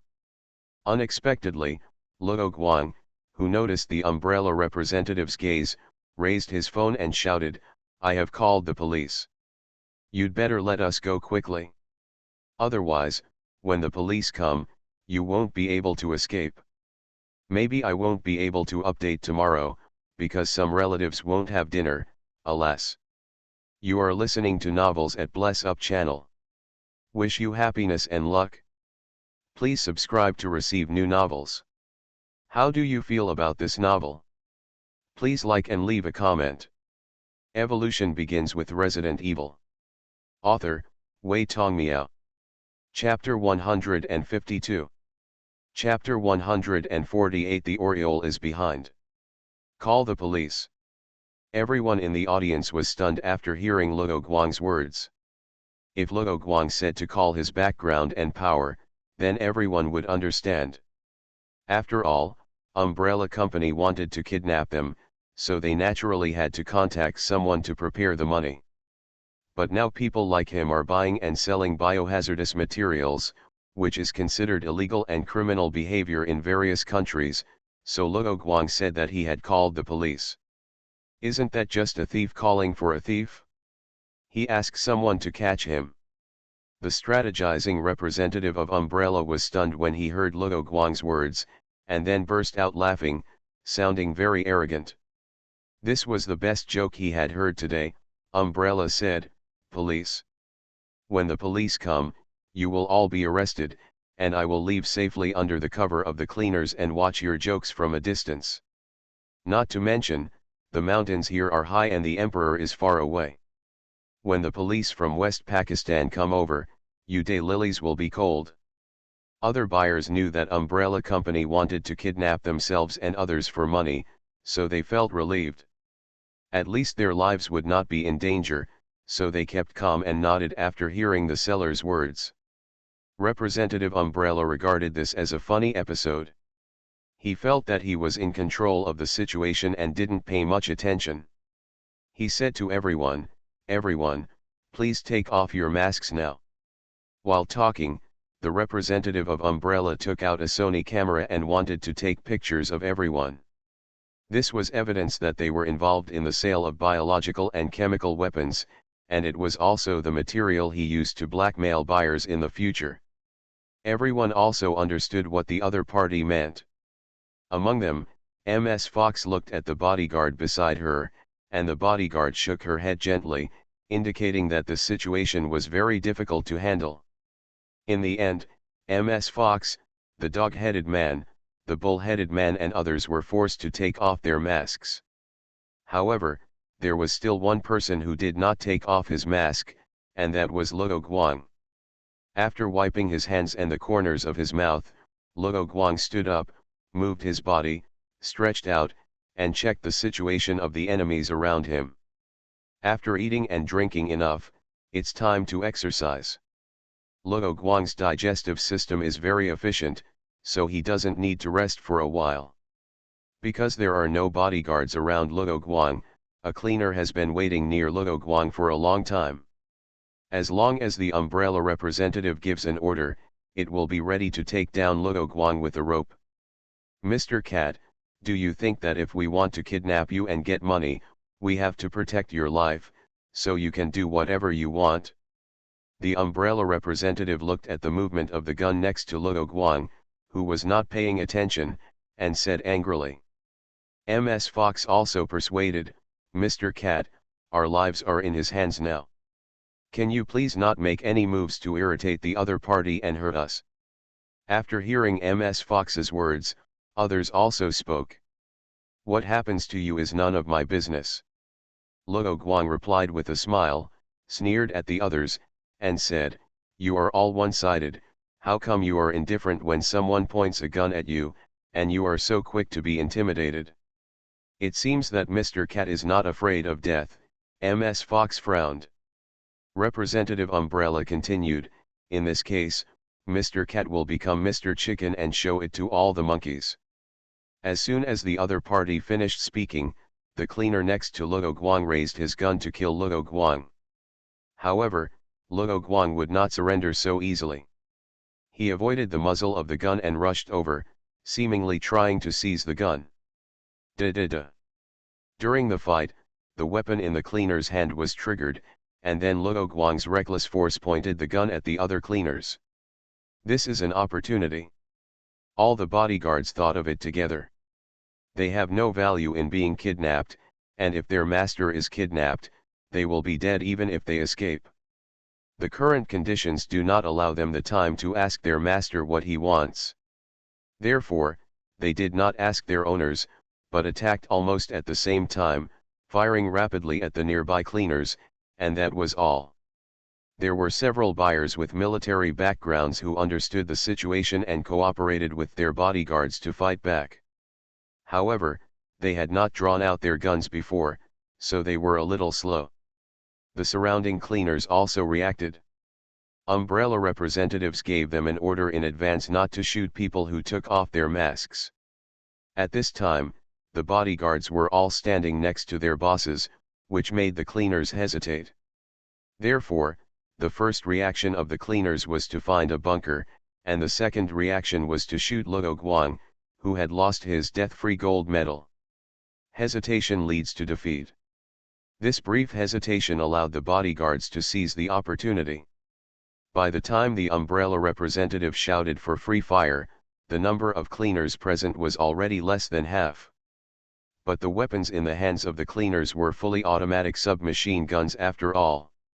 When the cleaners started to fire back, they immediately caused huge casualties. Luo Guang received even more attention. Luo Guang and the cleaner were both hit by bullets, and Luo Guang was shot more than a dozen times in the back. After the fierce fighting and chaos, the venue became quiet. Seeing all the buyers falling to the ground, the representative of Umbrella Company was furious. He turned to look at the host who should not be affected, but found that the man took advantage of the chaos and ran away during the fight. "I'm so angry. The remaining cleaners go and capture that host." As soon as he finished saying this through the intercom, the Umbrella Company representative received news from the cleaners patrolling the perimeter that someone had launched an attack on the ruins. "What? Then you guys go and get rid of those enemies and then go and catch people." After saying that, the Umbrella representative jumped off the auction table and walked towards the door of the auction hall. This chapter is not over yet. Please click on the next page to continue reading the exciting content. In order to vent his anger by shooting Luo Guang a few more times, the Umbrella representative walked towards Luo Guang's position, but found that Luo Guang and the loach-like host were gone. He clearly saw that the annoying Mr. Cat was shot several times.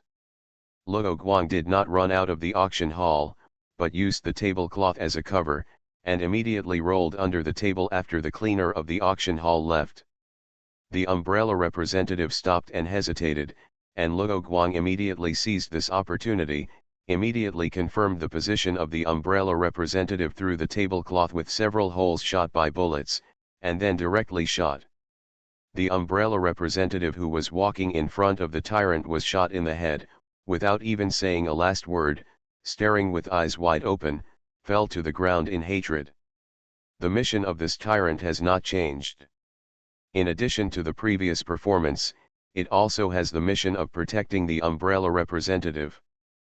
But the tyrant's reaction was a bit slow. When the representative fell to the ground, the tyrant stretched out the meat hammer in his hand and blocked the Umbrella representative. Hearing the sound of the tyrant falling to the ground, the tyrant looked down at the Umbrella representative who fell to the ground, and then froze, as if he couldn't react to what to do next for a while. This is not a turn-based game. Before the tyrant made any move, Luo Guang rushed out from under the table at lightning speed, and his hand equipped with hardened armor clenched into a fist and hit the tyrant's head directly. If there was a slight obstacle, Luo Guang would directly hit the tyrant's head. After a glance, Luo Guang did not see any bulletproof material on the fragments scattered on the ground, and the tyrant who lost his head did not mutate, just fell straight to the ground. After the bodies of the tyrant and the Umbrella representative were set on fire, Luo Guang said to the Umbrella representative, "How dare you show off a fake product?" The fake product Luo Guang was referring to was actually the tyrant that broke through the wall. The tyrant that Luo Guang punched to death was not the same type as the tyrant in the video. First, the skin color of the tyrant was not the cyan color in the video, but the same color as shit green. Then, its hands were not palms or claws, but two meat hammers. This tyrant was actually the same thing as the training tyrant on Lotford Island. Its performance was greatly castrated, so it was easily solved by Luo Guang. However, with Luo Guang's current physical ability, ordinary tyrants are no longer his opponents.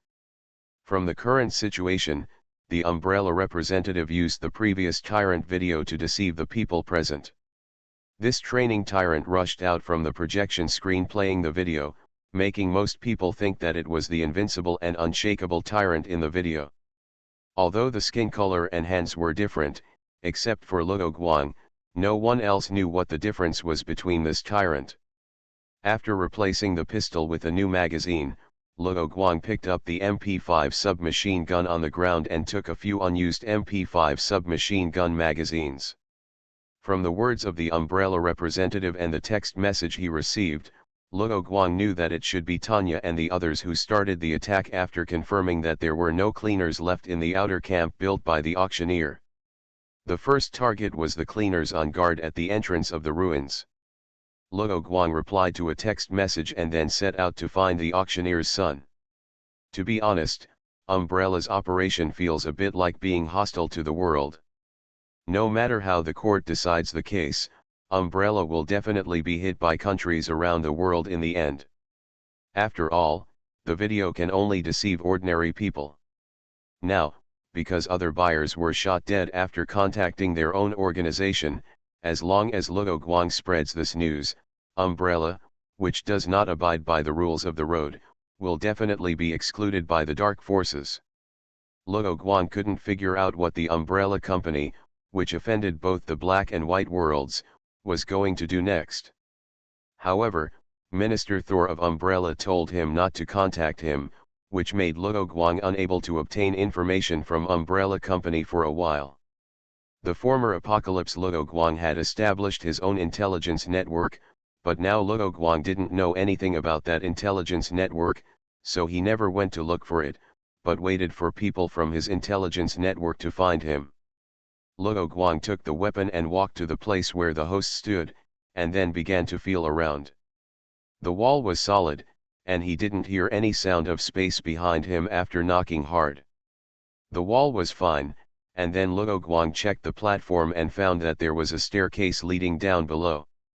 The staircase was not made by the host, but was originally here. He just deliberately built a platform to hide the staircase when preparing the venue. After thinking about it, Luo Guang did not rush down. It is better to be safe than sorry. After blocking the stairs with platforms and tables, Luo Guang turned around and left to clean up the cleaners in the ruins. Because the Umbrella representative did not convey any information to the cleaners when he died, the cleaners had no idea what happened at the auction site, which gave Luo Guang a great advantage. When Luo Guang was walking in the corridor, planning how to clean up the remaining cleaners, the host who came out of nowhere actually took the initiative to find him and took him to the safe house built by the host in the ruins. "You are really well prepared here," Luo Guang said, looking at the food and water on one side and the weapons and monitoring equipment on the other side. "It's my habit to be prepared, and I didn't expect this kind of thing to happen." Luo Guang looked at the surveillance screen. There was no surveillance of the auction hall, and asked, "Can't you see the situation of the auction hall here? This chapter is not over, please click on the next page to continue reading." After taking a look at the surveillance area, the host said, "The surveillance is not installed in that place for confidentiality reasons. It is not only for the confidentiality of your buyers, but also to prevent us from leaving evidence of our participation in the sale of biological and chemical weapons at the auction. Speaking of which, Mr. Cat, how did you escape? Where were the others?" Luo Guang's eyes darkened, and he said with regret in his tone, "I heard from the seller's representative that someone else was attacking here, probably the police were coming, so he sent all the cleaners out to annihilate the enemies who came over, and I, wearing the newly developed body armor, he pretended to be dead and took advantage of this opportunity to escape, and even snatched the weapon of the cleaner who was close to me." The host looked at the weapon in Luo Guang's hand, nodded, and asked, "Isn't there anyone else who escaped with you?" Luo Guang said, "When the disaster comes, we all fly away. Who cares about them? Why don't you leave us and run away? And you can also see if there are any other survivors in the ruins now." "That's right, actually, it hasn't been long since I got here, and the secret passage is a bit winding. By the way, you just said that the police came? But the police closest to here didn't arrive so quickly, right?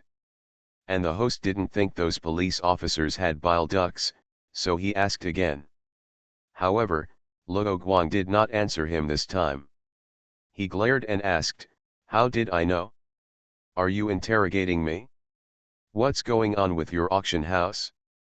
You actually caused such a big problem." When Luo Guang said this, the host couldn't hold back anymore when he recalled what had just happened. He just wanted to take this opportunity to practice and plate gold so that he could go home and claim credit from his father. Little did he know that Umbrella had offended Ming. He dares to reach out to the forces of darkness after facing the big forces on his face. After hearing what Luo Guang said, the host quickly complained and said that he was also unaware of this matter. Luo Guang didn't care about this.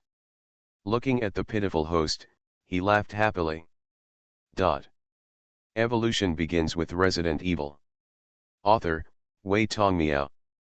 Chapter 153. Chapter 149 Berlin Incident. On the other side, after Tanya and the others sneaked into the outer camp, the first thing they did was to find a way to turn off the lights in the camp. Those cleaners are not familiar with the terrain here, and coupled with the losses caused by the previous battle, the cleaners are now in a situation of insufficient manpower, so they only guard the exits of the ruins and some key positions inside the ruins, and there was no energy left to send people out to restore power to the outlying camps. Although they had doubts, Tanya and the others did not launch an attack immediately, and the lights in the ruins were not affected, so the cleaners only thought that there was a problem with the temporary power network and did not increase their vigilance. After the power was cut off in the outer camp, Tanya and the others checked the time on their watches and began to act separately, collecting the weapons of the dead mercenaries while heading to their respective locations. To deal with those cleaners, Tanya and the others had enough bullets. The reason why they picked up those weapons was to maintain uninterrupted firepower in a short period of time. The battle was one-sided. Although there are many cleaners, after the battle between the cleaners and the mercenaries of the auction side and the auction hall, there are only less than 30 of them left. Although Tanya and the others were small in number, they had the upper hand and a favorable position and environment, not to mention Tanya. She was holding 2 AK series assault rifles in each hand and went on a killing spree, beating the cleaners until they were running away. After emptying the 2 guns she picked up, Tanya felt that it was not enough, so she took out the MGL 40mm grenade launcher on her back and blew up the enemies at the door, while also blowing up the exit. Seeing this, Tanya laughed loudly, picked up the AK-101 assault rifle she brought and went to help Leon. It was already dark at this time, and although the cleaners had night vision goggles, the corridors in the ruins were all brightly lit and there were no bunkers, making it difficult for them to take advantage. For a while, the cleaners were helpless against the enemies that were constantly moving between the various bunkers outside. After solving the host's problem, Luo Guang also began to clean up the enemies in the ruins from top to bottom and collect various information.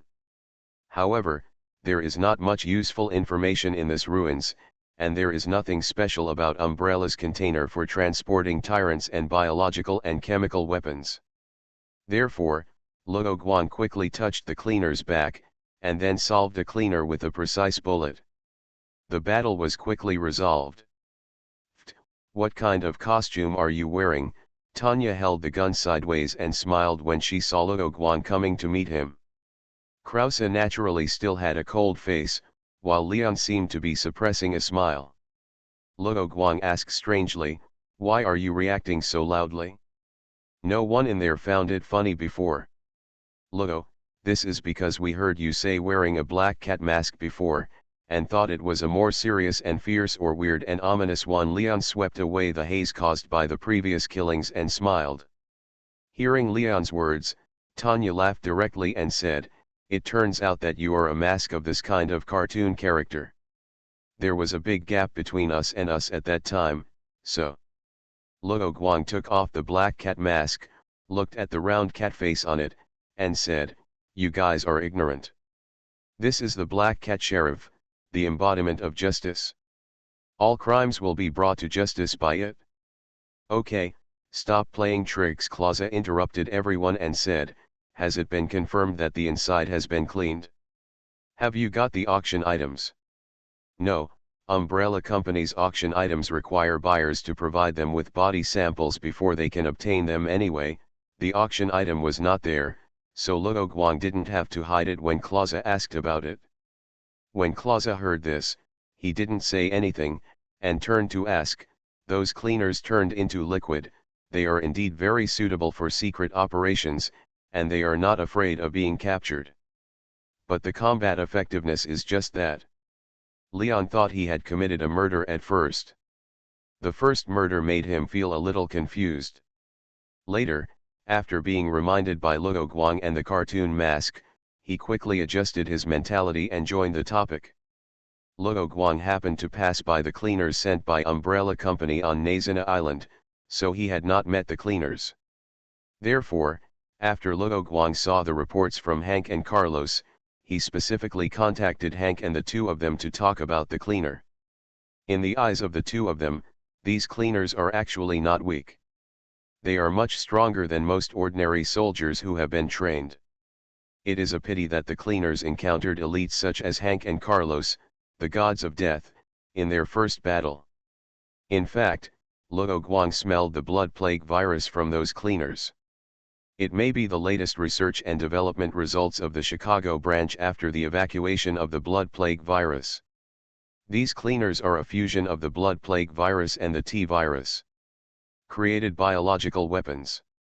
To a certain extent, this is good news for Luo Guang. However, this cleaner does not have much blood plague virus in his body, and he is wearing a gas mask, so Luo Guang has not yet developed a convenient method to control them, but this does not prevent Luo Guang from finding a way to find the cleaner's production line. Luo Guang had just tried various methods to control the cleaners around him before causing trouble, but they all failed. However, Luo Guang was lucky. After the chaos, both the buyer and the seller were successfully killed, and he escaped. Got a host. After hiding some things about Hank and the others, Luo Guang told Leon some things about the cleaners, saying, don't underestimate the cleaners. They can execute tactics. Although the shooting hit rate is average, that's because our human weapons are not good enough, it's just too suitable for them. This chapter is not over, please click on the next page to continue reading. And you don't have to wait 18 years. Tanya hit the nail on the head and pointed out the biggest advantage of the cleaner, a biochemical weapon. When Krause heard this, he pondered, if the cost was reduced to a certain point, would human soldiers like himself be still needed?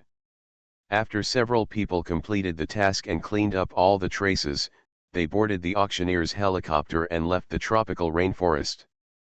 Back at the Red Claw base, Luo Guang and Tanya were told by Samus that Leon and Krause would temporarily stay with the Red Claws and join Luo Guang's special operations team. Luo Guang originally thought that there would be a period of time for the four of him to get used to each other, but he didn't expect that Samus would not let anyone take a breather, and the next mission would come immediately. This mission. Samus seemed a little embarrassed to say it. Tanya was most familiar with Samus, and it was the first time she saw Samus struggling, so she asked, what mission? The mission location is the Chancellery in Berlin. Ha! Tanya was a little surprised, and Luo Guang on the side asked, there are a lot of secrets in that place, why do they let us go there to perform tasks? Their own troops, or people sent to the Red Claws for training, it's enough to be recalled to lead the team. Actually, on the day you set out, Prussia had already contacted us and recalled those who had been trained on the same day. Since the mission has been given to us, is there something wrong? Sams nodded and said, yes, the elite special forces went in, but only the person who trained with us came back. The Prussian side did not call back all the Prussian soldiers of the Red Claws, which made the training results of the Red Claws even more prominent. Did that person bring back any information? Luo Guang asked a more important question. Samus looked through the documents in the computer and said, yes, he made a report soon after he woke up from the coma. What do you say? Tanya asked quickly after hearing that she had obtained information. Samus looked confused again, but this time she didn't play charades and said, he said the zombies inside were wearing the military uniforms of the Prussian Third Reich. After Samus finished speaking, everyone fell silent. Luo Guang accepted this matter more easily. After pondering for a moment, he said, is it someone from a long time ago? Or is it played by a modern person? The Prussian kingdom started to go to NC after World War II, so it is basically difficult to see things related to NC in the Prussian kingdom. Therefore, Luo Guang suspected that these zombies were from a long time ago. As Luo Guang guessed, Sam said, the former. In the basement where the mustache committed suicide, there is a secret passage leading to the underground. It was discovered by the Prime Minister's office during cleaning activities. After the secret passage was discovered, it was reported immediately, so there was no trace of damage to the entrance. Judging from the condition of the entrance, except for some signs of water seepage, it had not been opened for a long time, and the air was so turbid that the candle would go out.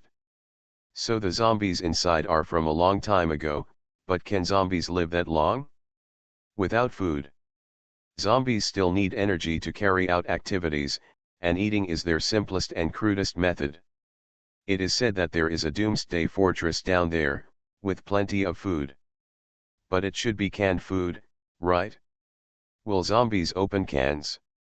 Cans are so well sealed that there won't be any smell to attract zombies. The people who came back said that the zombies have intelligence, some can speak German, and can use guns. Sam said with some disbelief. Did you get any zombie samples? Tanya asked. Samus shook his head and said, yes, but no zombie virus was found after analysis. What about fungi, bacteria, and the like?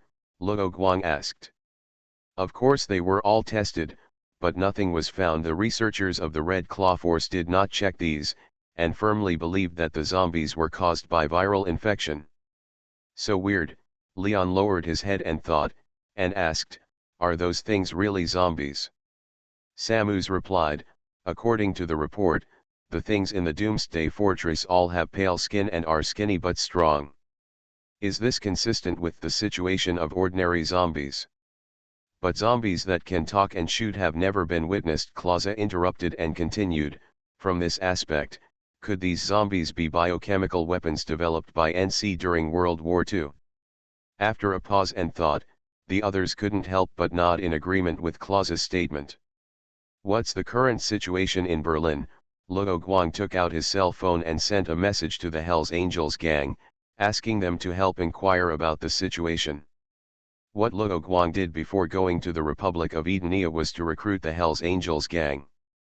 However, Luo Guang only used his own abilities to control a few key people, while others used a carrot and stick approach. Then he pointed out a path for the Hells Angels gang, which was misunderstood by the Chuck family, and taught them how to develop, grow. The current Hells Angels gang has taken advantage of the fierce competition among the major gangs in Berlin to fish in troubled waters and get a lot of benefits, and then use these benefits to recruit more people and develop more business. Under the circumstances, the Hells Angels finally found a place in Berlin, without having to fight for other gangs. However, it is useless to talk about loyalty and loyalty to the gang. Luo Guang must give the Hells Angels gang a good education next. Back to the topic, Sams answered Luo Guang's question and said with a wry smile, in the beginning, the chancellery in Berlin was occupied by zombies. Fortunately, the Prime Minister left there long ago, otherwise there would be big trouble. They didn't guard that passage. Clausa wondered about this. Those zombies only had one path to the ground, so how could they still be breached? It seems that when the second team retreated, those zombies rushed out. Did those zombies say anything? Negotiations or something like that? No one dares to negotiate with zombies, but so far, we have not seen those who sacrificed come back to life. So after the zombies occupied the Prime Minister's office, they took no further action, Luo Guang asked. Yes, the zombies seem to have been protecting the Prime Minister's office. Instead, the Prussian government sent people to attack there and successfully fought back the zombies. Sams glanced at the screen and continued, now Prussia has sealed off the Prime Minister's office and sent troops to guard the stairs. So they need to send people inside to annihilate those zombies. Tanya understood the whole situation. Since they couldn't use heavy weapons such as tanks, they could only rely on soldiers. Leon thought of another very important thing and asked, wait a minute, since they have fought zombies, is there any information about the zombies' weaknesses? Of course, the weakness of these World War II zombies is not in the head, but in the heart. Depending on the situation of the battle, hitting the zombies' head will only turn them into monsters without reason and intelligence. Only hitting their heart can make them truly dead. This is quite novel. Tanya crossed her arms and said. Krause confirmed, is our mission to clean that place out? Samus leaned forward and said, that's right. Besides you, there are troops from Prussia following you, but you have the right to command, so you can rest assured. They want to know or obtain the zombie production technology. Leon curled his lips and said. Krause simply replied, after all, we are not from their country, but although Prussia has killed many of those strange zombies, it probably didn't acquire any useful technology. That's right, Samus said. Krause was right. How many people are there? Enemies?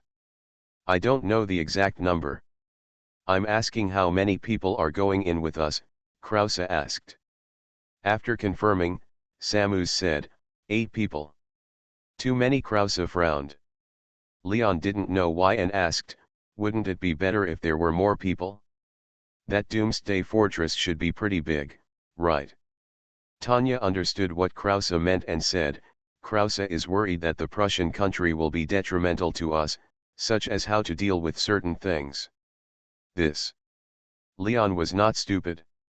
He understood it instantly. There was a little sadness in his eyes. He thought that it was because of this that the biological crisis in the world could never be eradicated. Although he thinks so, Leon, who has a sense of justice, is still optimistic that he can prevent as many disasters as possible and save as many people as possible. Are we going there immediately? Luo Guang confirmed the future arrangements.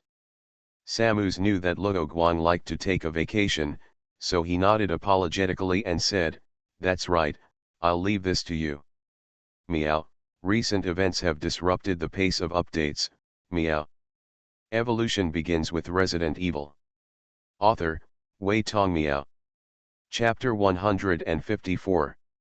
Chapter 150. Arriving in Berlin. After leaving Sam's office, Luo Guang and others had to return to the equipment warehouse. Because they immediately stored the various equipment they brought to the Amazon back to the equipment warehouse of the Red Claw base as soon as they came back, so at this time everyone only carried the short knives and pistols they were used to. This time it was an urban and indoor battle, and it was an annihilation battle with logistical supplies and backup support. Therefore, Luo Guang and others only needed to prepare sufficient and suitable weapons and ammunition this time. When the people in the equipment warehouse saw Luo Guang and others coming again, they joked, another mission. As he spoke, he handed the equipment application form to Luo Guang and the others. Krause and Tanya were both from the Lighthouse Army. The weapon they used to use was the M16 assault rifle. However, as times progressed, they also fell in love with the newly launched M401 assault rifle.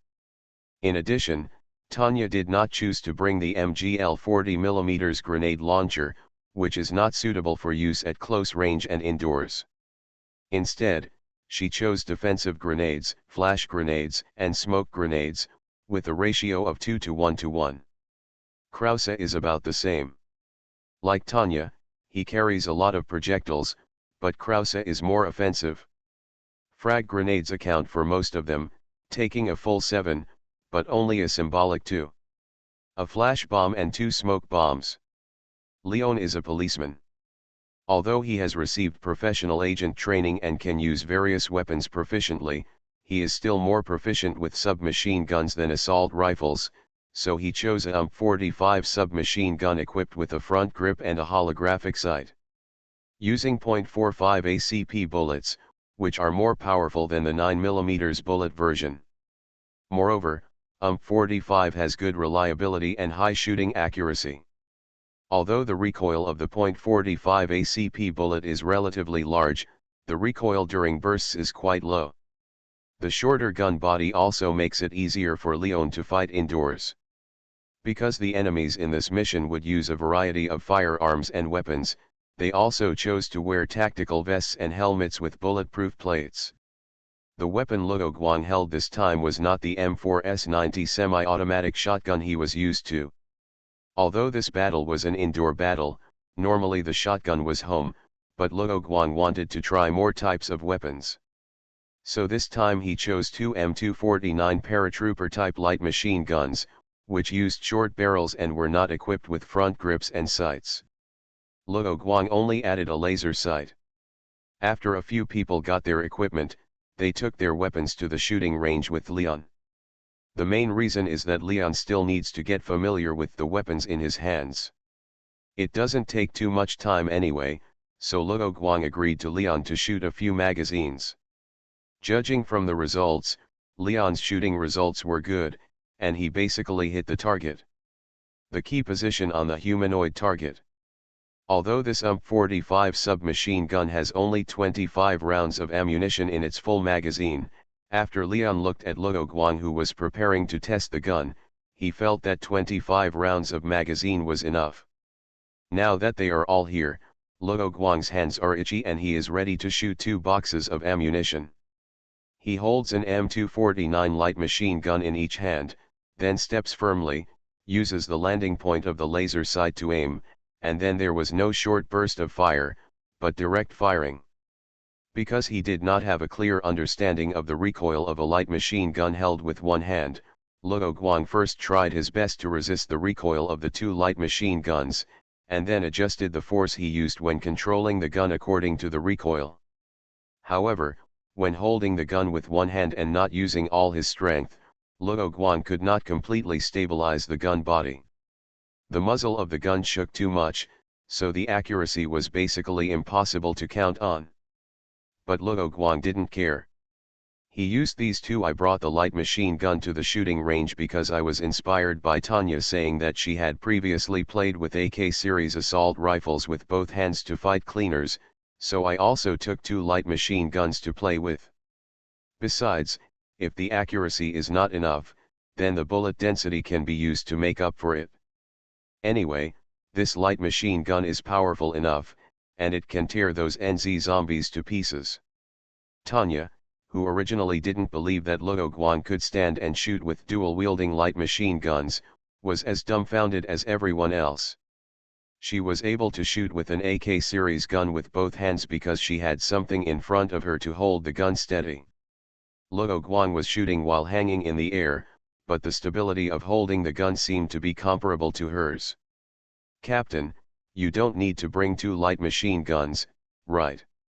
Krause, a man who respects the strong, was also shocked by Luoguang's move, so his words were no longer as cold as before, and he recognized Luoguang's ability to be his captain. This technology and the power displayed may not play a big role in modern warfare, but for Krause, if Luoguang is his enemy, then when Luoguang picks up the twin light machine guns and shoots, he will run out of bullets. Before, he must have hidden as far away as possible instead of leaning forward to fight back, betting that he would not be hit by the storm of bullets. Luoguang nodded and said, "I thought so too, but after listening to Tanya's words, I thought it was cool, so I gave it a try."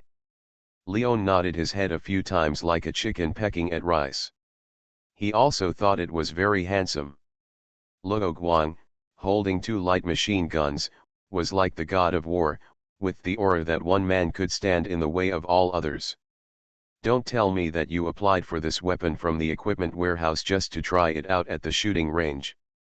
Look at the way the logistics staff over there look at you, as if they want to eat you. Tanya pointed to the staff on the other side, who had helped load the ammunition before. But I saw that the people in the equipment warehouse didn't say anything. Luo Guang was really right.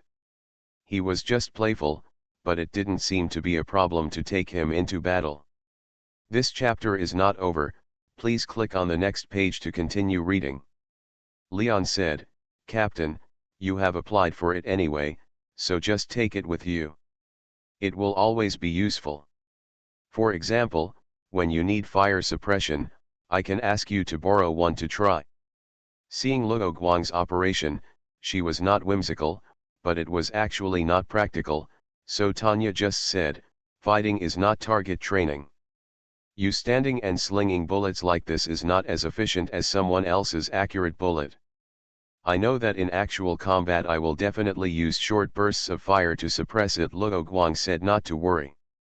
From Tanya's point of view, Luo Guang was also a professional, so she just said one more thing, you just need to know what's in your mind. However, if you are facing a group of zombies, it would be a good idea for you to do this, as it can buy us time to reorganize our defense line. Luo Guang opened his mouth, but in the end he didn't explain anything. In fact, if he used all his strength, he could use this light machine gun to hit wherever he pointed, and it would not affect his actions, but this was too shocking. Luo Guang looked like they are not strong either, but the operation of these light machine guns is impressive. Everyone who sees them in Mao Zierkuo will give Luo Guang a thumbs up. But in the end, Luo Guang decided to keep a low profile. After all, he was not acting alone this time, so he only brought an M249 paratrooper-type light machine gun as his main weapon. The four of them finished preparing their equipment and joined the Prussian soldiers who were ready to go. The Prussian soldiers who are working with Luo Guang and the other two are all training at the Red Claw base, so both sides can get familiar with their respective abilities first to facilitate subsequent cooperation. After the previous battle in the Amazon rainforest, Tanya, Krause, and Leon have become familiar with each other, and they have also cooperated with each other. As for the nominal captain Luo Guang, he is actually a hands-off shopkeeper, often leaving things to Tanya to handle. However, he is good at cooperating with other people's rhythms, so he doesn't have to worry about making mistakes when cooperating with Tanya and the others. The problem is how the 8 people from Pula who joined Luo Guang's team, and how they can integrate into Luo Guang's 4-man team. These 8 people were all from the same special forces unit in the Prussian army, and they were also teammates, so they had a clear division of labor and were very familiar with each other. It would be okay if someone else joined their team, but on the other hand, as the top elites of the Prussian army, they would feel uncomfortable, but in this case, the superiors forced them to obey the command of the Special Operations Team. However, they are unruly elites. The sky is high and the Emperor is far away. They will not just accept their fate.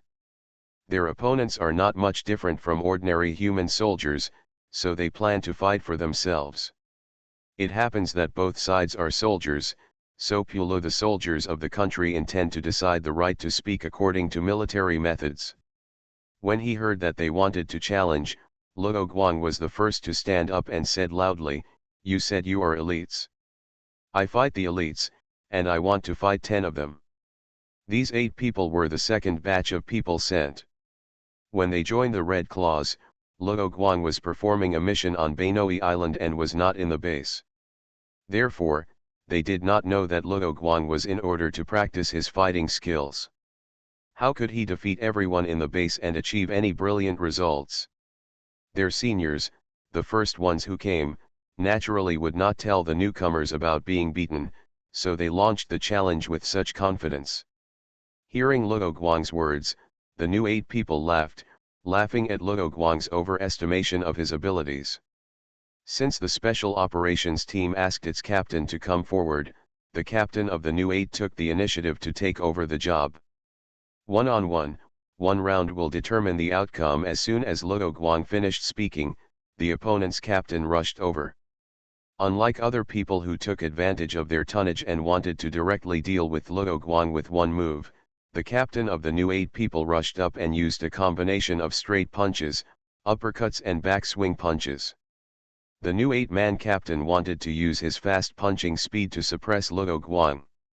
As long as Luo Guang failed to defend or successfully evaded a punch, he would be able to seize the opportunity and win directly. On the other side, Luo Guang had accumulated a lot of experience after many fighting battles. Seeing the opponent's continuous combination of punches, Luo Guang guessed the opponent's next possibilities.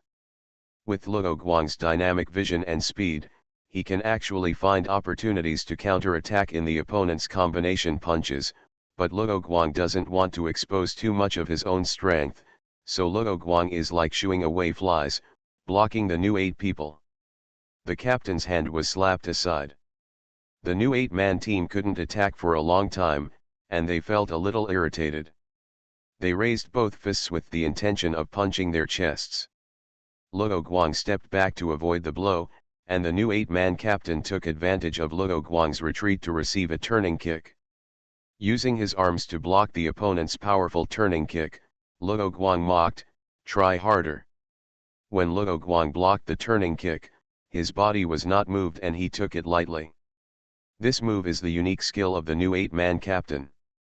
When sparring with others in the past, no one could block this move. However, the new 8-man captain failed to defeat Luo Guang with this move, and even his own foot was caught by Luo Guang with his backhand in the moment of distraction. He knew that he had lost and immediately gave up. After solving the problem of who was in charge, the two parties were not acquainted with each other, and they quickly became familiar with each other. After boarding the plane to Prussia, everyone began to confirm how to cooperate.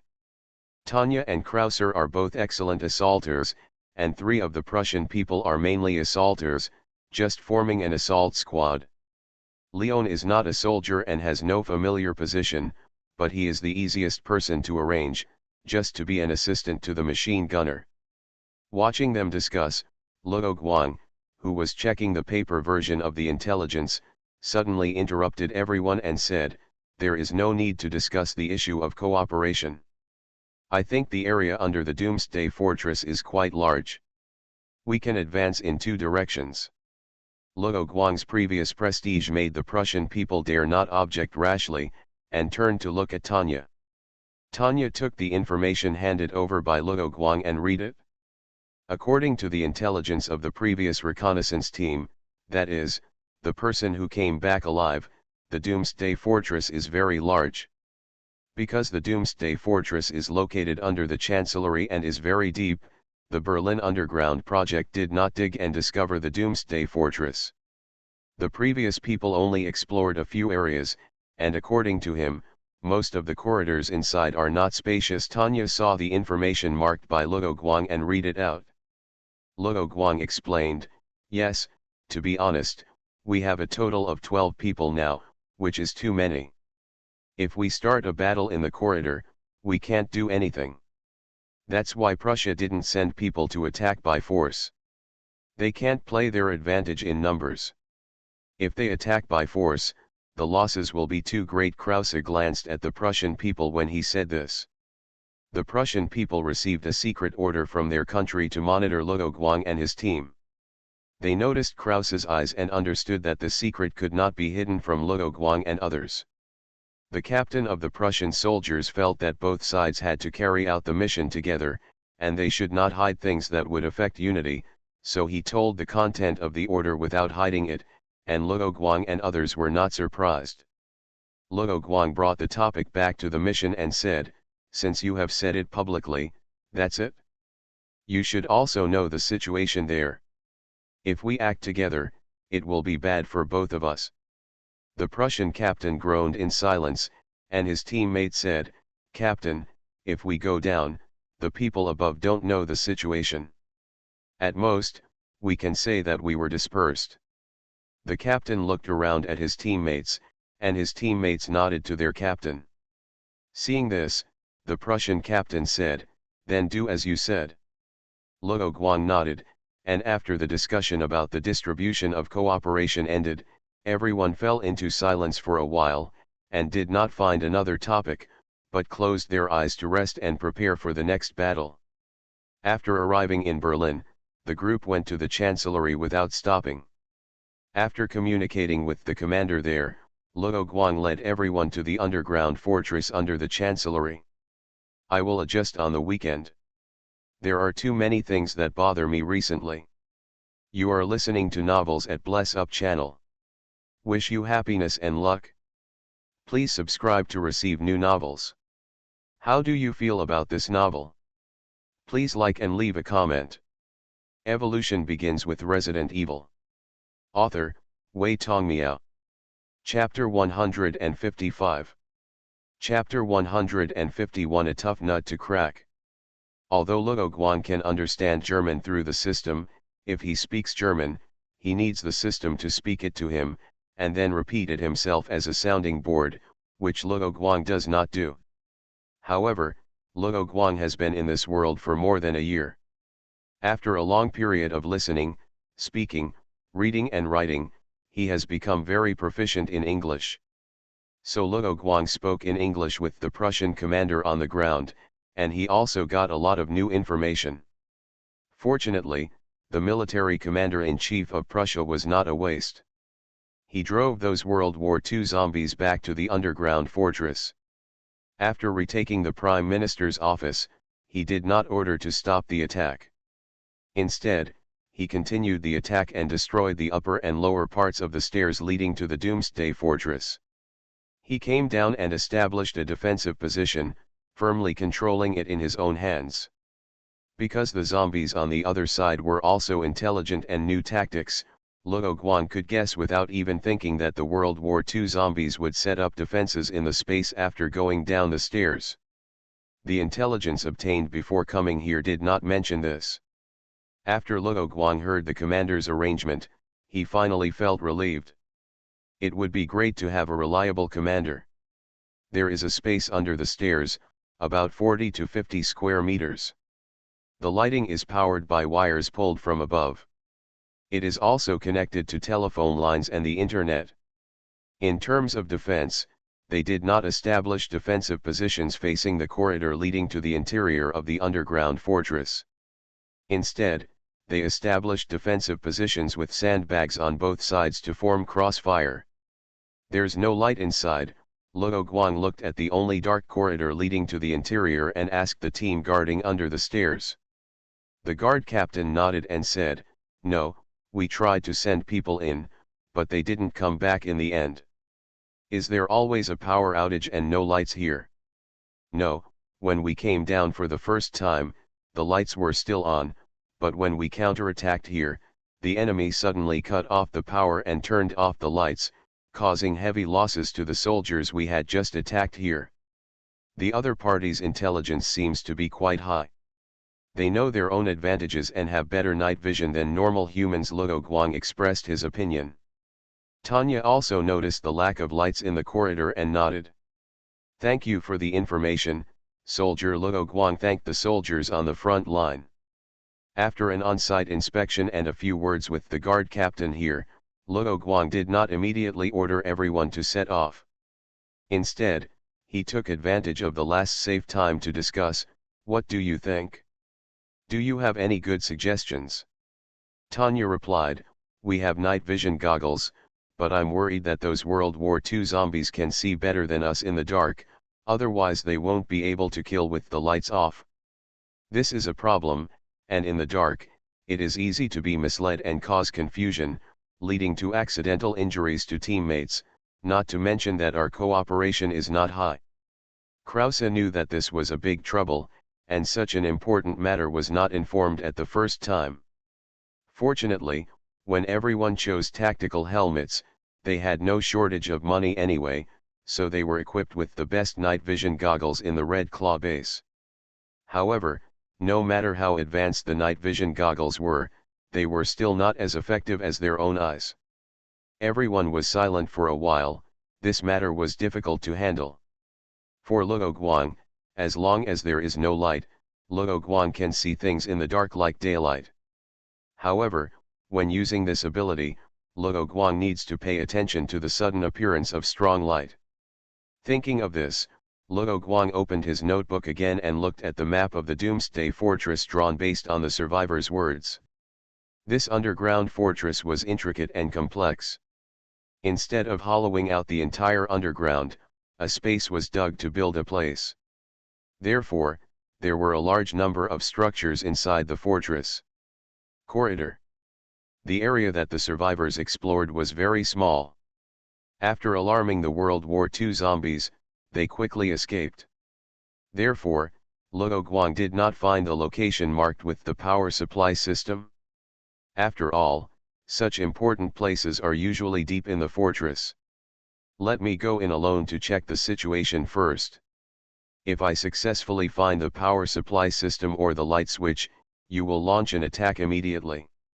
After Luo Guang confirmed it, he suggested to everyone.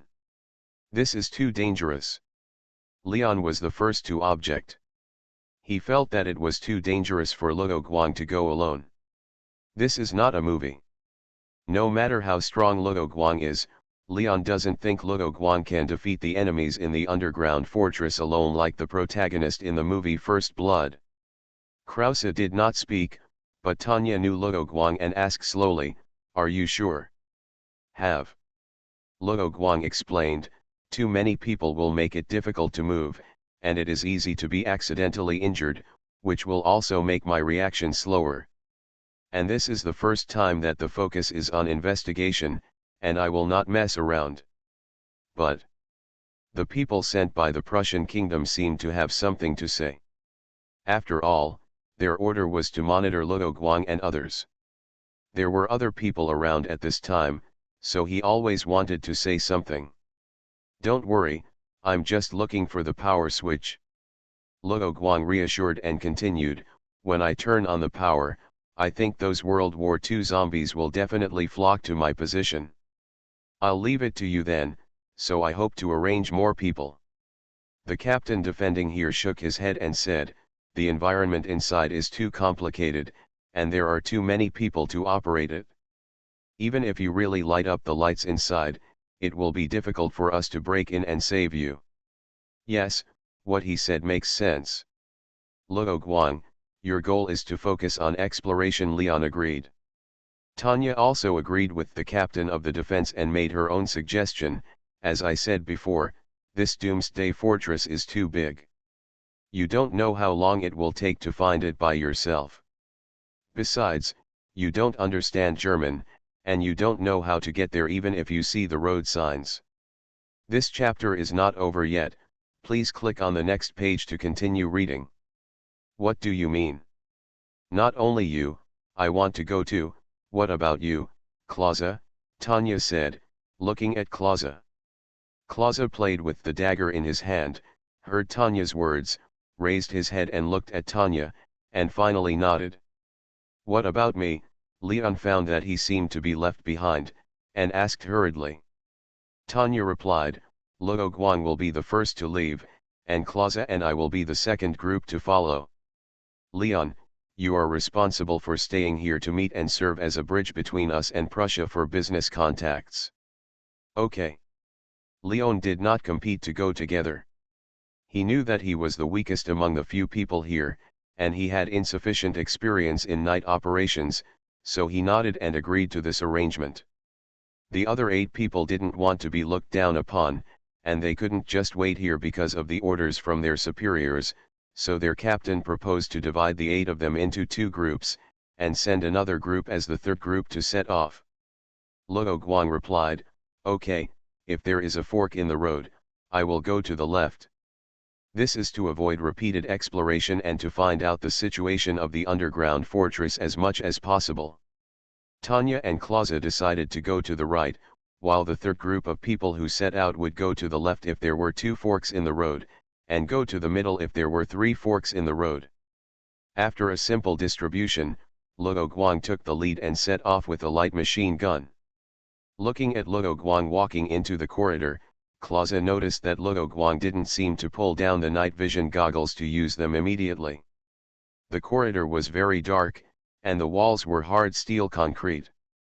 The walls seemed to have been painted with white paint, but it had oxidized and fallen off, revealing the gray wall behind. Luo Guang saw lighting equipment on the wall, which was rusty, so he jumped up and touched the light bulb on it with his fingerless gloves. It was cold, so it seemed that it had been turned off for a long time. After years of disrepair, the lighting lamp broke from the root when Luo Guang touched it, and fell to the ground. Fortunately, Luo Guang caught the lighting lamp quickly and then gently placed it on the ground. Continuing to walk inside, Luo Guang discovered two things. The first thing is that there are no corpses along the way. There are traces of bullets on the wall and blood on the ground, so there should be a battle in the corridor. Normally, there should be corpses of World War II zombies, or Prussian soldiers. The corpses of World War II zombies are not there, which can be understood as other World War II zombies burying the corpses, but the Prussian soldiers who were beaten and only one person survived did not have time to help their teammates collect the corpses. Could those World War II zombies be so kind to help the enemy bury the corpses? Or did those World War II zombies use those corpses to make biological and chemical weapons? Luo Guang thought to himself.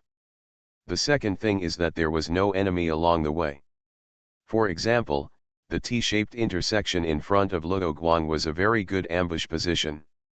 As long as the walls on both sides of the T were guarded, it would be impossible for him to come here so easily. Moreover, after entering the intersection, the corridor changed from the original arched corridor to a square corridor, and steel plates were installed on the walls on both sides. With darkness as a cover, Luo Guang walked in the corridor, walked along the left wall all the way, and came to the door of a room. There was no movement inside. Luo Guang noticed that the air here was a bit turbid. According to the system's translation of the house number, this room was a telegraph room. The tables and chairs in the telegraph room were arranged very neatly, but the telegraph equipment was dismantled in pieces, which seemed to be done intentionally by someone. Kakakayala kayala. Suddenly there was a sound outside the door. Luo Guang immediately became alert and walked towards the door with a light machine gun. As a result, Luo Guang discovered that the steel plates on the steel wall were actually the coffin plates of those World War II zombies. This was information that had not been mentioned before, and these World War II zombies were usually kept in this place and opened manually. Luo Guang looked over and saw that those zombies were really the same as the Third Reich of Prussia in World War II. The military uniforms on their bodies were the D Guards, but they were old and the original black clothes seemed to have turned white and faded. The weapons in their hands were all automatic weapons, all of which were famous weapons in World War II, namely MP-40 submachine guns and STG-44 assault rifles. Moreover, compared with their military uniforms, their weapons were better maintained and did not look old at all. Seeing this, Luo Guang was worried about Tanya and the others. Luo Guang didn't know whether those World War II zombies would come in, and he would not squat there and pray for this to happen. He decided to attack first and threw 2 grenades out of the room directly, then picked up the light machine gun in his hand and waited for the grenades to explode. Looking at the weapon in his hand, Luo Guang couldn't help but feel lucky that he had changed the gun on a whim this time. The semi-automatic shotgun alone couldn't keep firing for a long enough time. A few loud bangs rang out, directly blowing up the World War II zombies that had just woken up from their sleep. But the open steel plate blocked a lot of fragments, and as long as the fragments caused by the grenade didn't hit the hearts of those World War II zombies, there was no way to kill them. Therefore, although those World War II zombies looked miserable, they didn't cause many casualties. There were those World War II zombies blocking the way on both sides of the corridor outside the telegraph room. Luo Guang chose to rush out directly to the right, which was the direction he came from, and attack those World War II zombies. These World War II zombies were very experienced in combat. Luo Guang soon heard that the commander of the World War II zombies immediately issued an order after being bombed, asking his men to use the open steel plates for cover. The voice of the commander of the World War II zombies was very hoarse and sounded a little leaky. This chapter is not over yet, please click on the next page to continue reading. However, Those steel plates did not distinguish between enemies and friends, and also provided cover for Luo Guang, who rushed into the World War II zombies. Luo Guang, who rushed in, used his position to ensure that there was always a steel plate behind him to protect him, so that he could focus on dealing with the enemies in front. A World War II zombie found a gap where Luo Guang was attacking another World War II zombie at close range, and leaned forward to shoot. Anyway, as long as he did not hit his teammates' hearts and heads, there would be no big problem. Luo Guang smashed the heart of the zombie that was close to him with one punch, then changed his fist into a claw, grabbed the zombie's clothes, used the zombie as a shield, and moved towards the World War II zombie that attacked him. The attacking World War II zombie did not hesitate at all and shot directly. The weapon in the hands of the World War II zombie was an MP-40 submachine gun, and the bullets used were 9mm bullets, which had poor penetration and hit his teammates, and could not break through the defense of the hardened armor.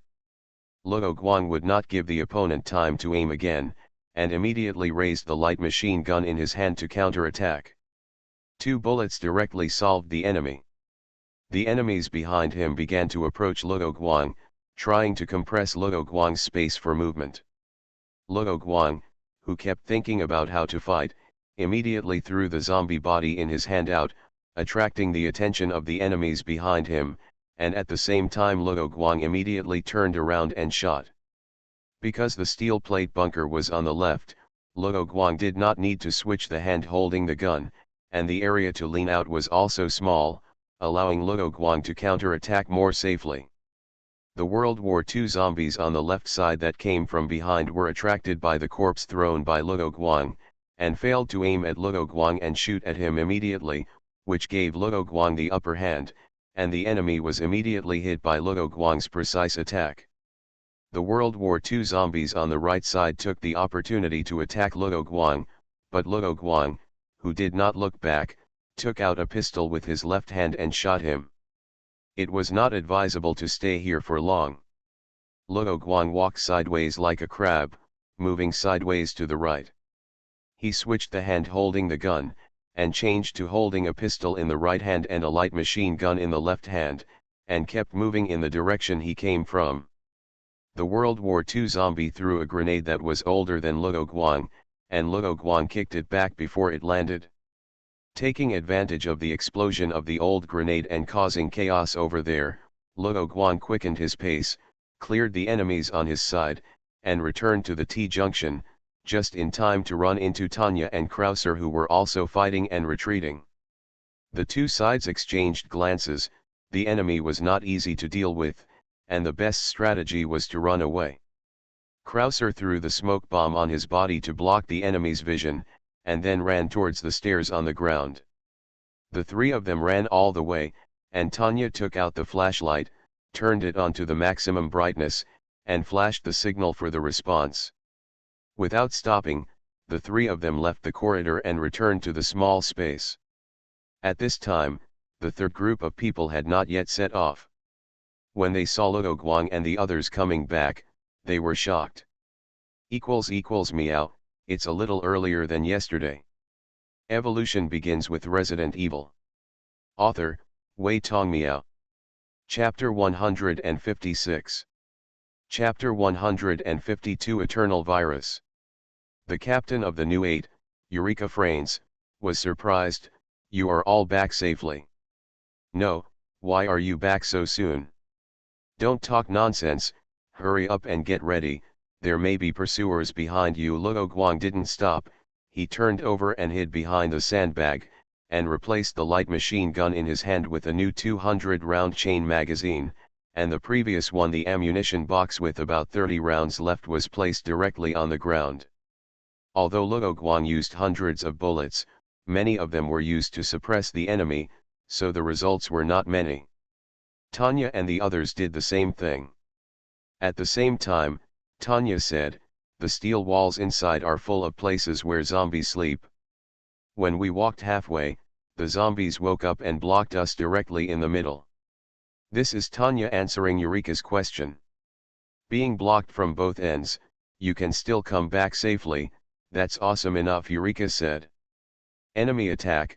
The voices of several people were talking very quietly, so the captain responsible for the defense here could hear a lot of footsteps coming from the corridor. Everyone immediately prepared for battle and threw a few faintly glowing fluorescent sticks in. However, with a roar, the footsteps of the World War II zombies stopped, and then the sound became farther and farther away. It was the opponent's commander who summoned those people back, the defense captain explained, having encountered the situation many times before. Luo Guang asked, "Are they trying to play the crying wolf trick, or are they planning to consume your physical strength and defeat you in one last fell swoop?" "We also know, but we have been rotating from time to time, and we are not afraid of this trick. But I heard that the people above think those zombies are planning something." After the defense captain finished speaking, he glanced at Luo Guang and others. Tanya replaced the weapon in her hand with a new magazine and asked, "Don't you know what the plan is?" "Then this is why the Prussian country is so eager for us to deal with the zombies inside. Because they can't find out what the other party's conspiracy is." Clausa understood that it was because the higher UPS couldn't find out what it was that they were anxious to solve the hidden danger quickly. After thinking about the current situation, Luo Guang put forward a hypothesis based on the identity of Prussia NC in World War II and said, "Have you never thought that they have another exit? The people who built this fortress will not be stupid. Only one exit was built." Eureka was stunned for a moment, but soon had a new question and said, "If there are other exits, why are they useless? Maybe it's old, or maybe other exits were blocked when Berlin was rebuilt." Luo Guang thought for a moment and said, "Then they just want to delay time and break through the obstacles or faults at the exit.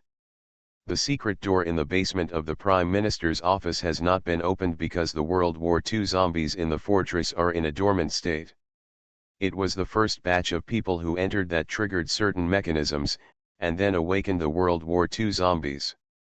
But if they come to the ground to do bad things, they won't take other actions after taking down the Prime Minister's office, right?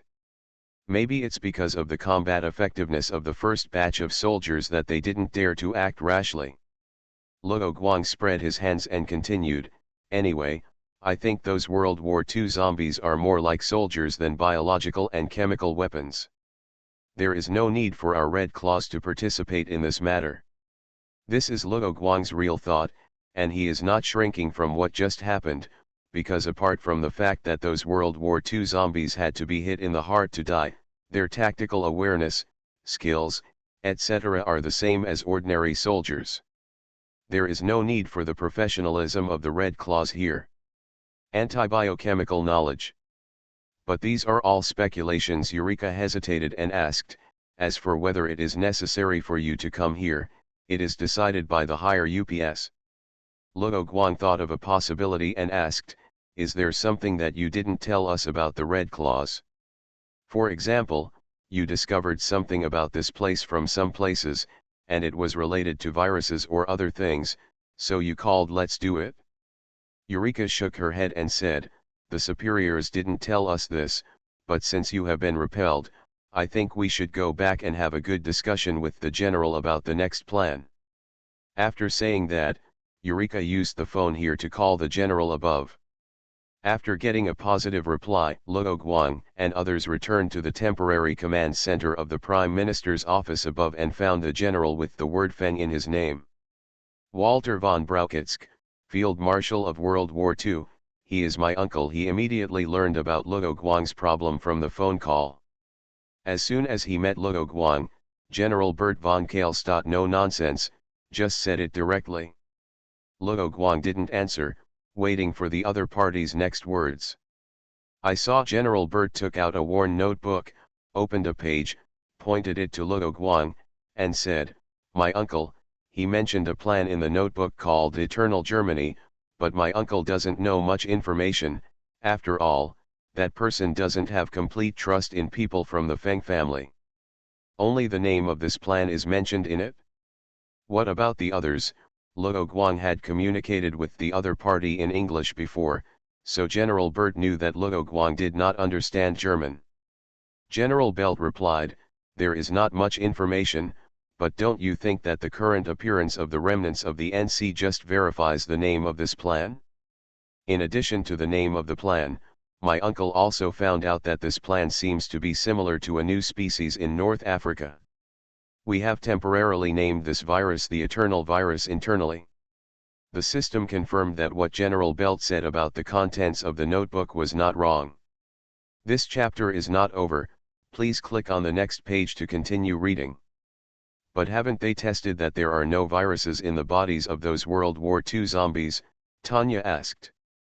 She didn't believe that the Prussian side had not studied those zombies themselves.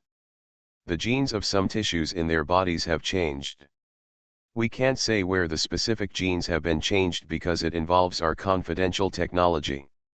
Luo Guang suspected that the Prussian nation was engaged in genetic engineering, just like the Lighthouse Nation's super soldier project. The Prussian nation was also engaged in an Aryan Superman project, but he had no evidence and was just thinking about it. Tell me something specific. Luo Guang did not ask for secrets, but asked the other party to pick out some information that could be said and needed now. General Belt closed the notebook gently, put it away carefully, and said, according to our research, those World War II zombies can be said to be a new species. The main feature is that their hearts have been crystallized. That's why the World War II zombie corpses you provided us were so broken. Luo Guang recalled the Red Claw research report he had seen. The zombie corpses given to the Red Claw Research Institute by Prussia could not even be sewn together to fit one person. General Belt nodded, indicating that Luo Guang was right, and then said, but we also discovered it by accident. Once those crystal hearts are hit, they will crack and turn into a liquid of no research significance, so we captured it through discovered by vivisection of a World War II zombie with only the brain shot. Have you tried grabbing a tongue for interrogation? Luo Guang asked. We couldn't catch it. We tried and we caught one during the operation to retake the Prime Minister's office. But those World War II zombies can destroy their own hearts. After being captured alive, they broke their own hearts and then fell to the ground and died. General Belt felt that his next job would be difficult, and said, it is because of the things mentioned above that we contacted the Red Claws to send people over, mainly just in case. In case. If those zombies spread the virus, we need professionals to help us control the situation as soon as possible. General Bird paused and said with a wry smile, to be precise, I helped some people evacuate. What General Bird said was very obvious, and Luo Guang and others also understood that the real meaning of coming here was to protect some people in high positions, and those people used the Red Claw troops as bodyguards. Then what kind of annihilation war do you want us to engage in? Tanya glared. She, Luo Guang and Krause almost couldn't come back. Tanya is not afraid of sacrifice, but that doesn't mean she can accept meaningless sacrifices. General Bert and those who are greedy for life and fear of death did not deal with it, and exposed, the people above said it was a test for you, and it was also used to cover up the real purpose of coming to you. Let's end the topic here and return to the matter of capturing the fortress. Luo Guang felt that it would be unsightly to talk anymore. Anyway, he would probably collect protection fees from those in high positions, but Tanya interrupted, one more thing. Those World War II zombies are resting behind the wall. You know that, right? No. Then why didn't you say anything? Tanya asked excitedly. General Bert glanced at Tanya and saw that Luo Guang didn't express anything because of his men's rude words, so he understood that Luo Guang also thought so and just said it through his men's mouths.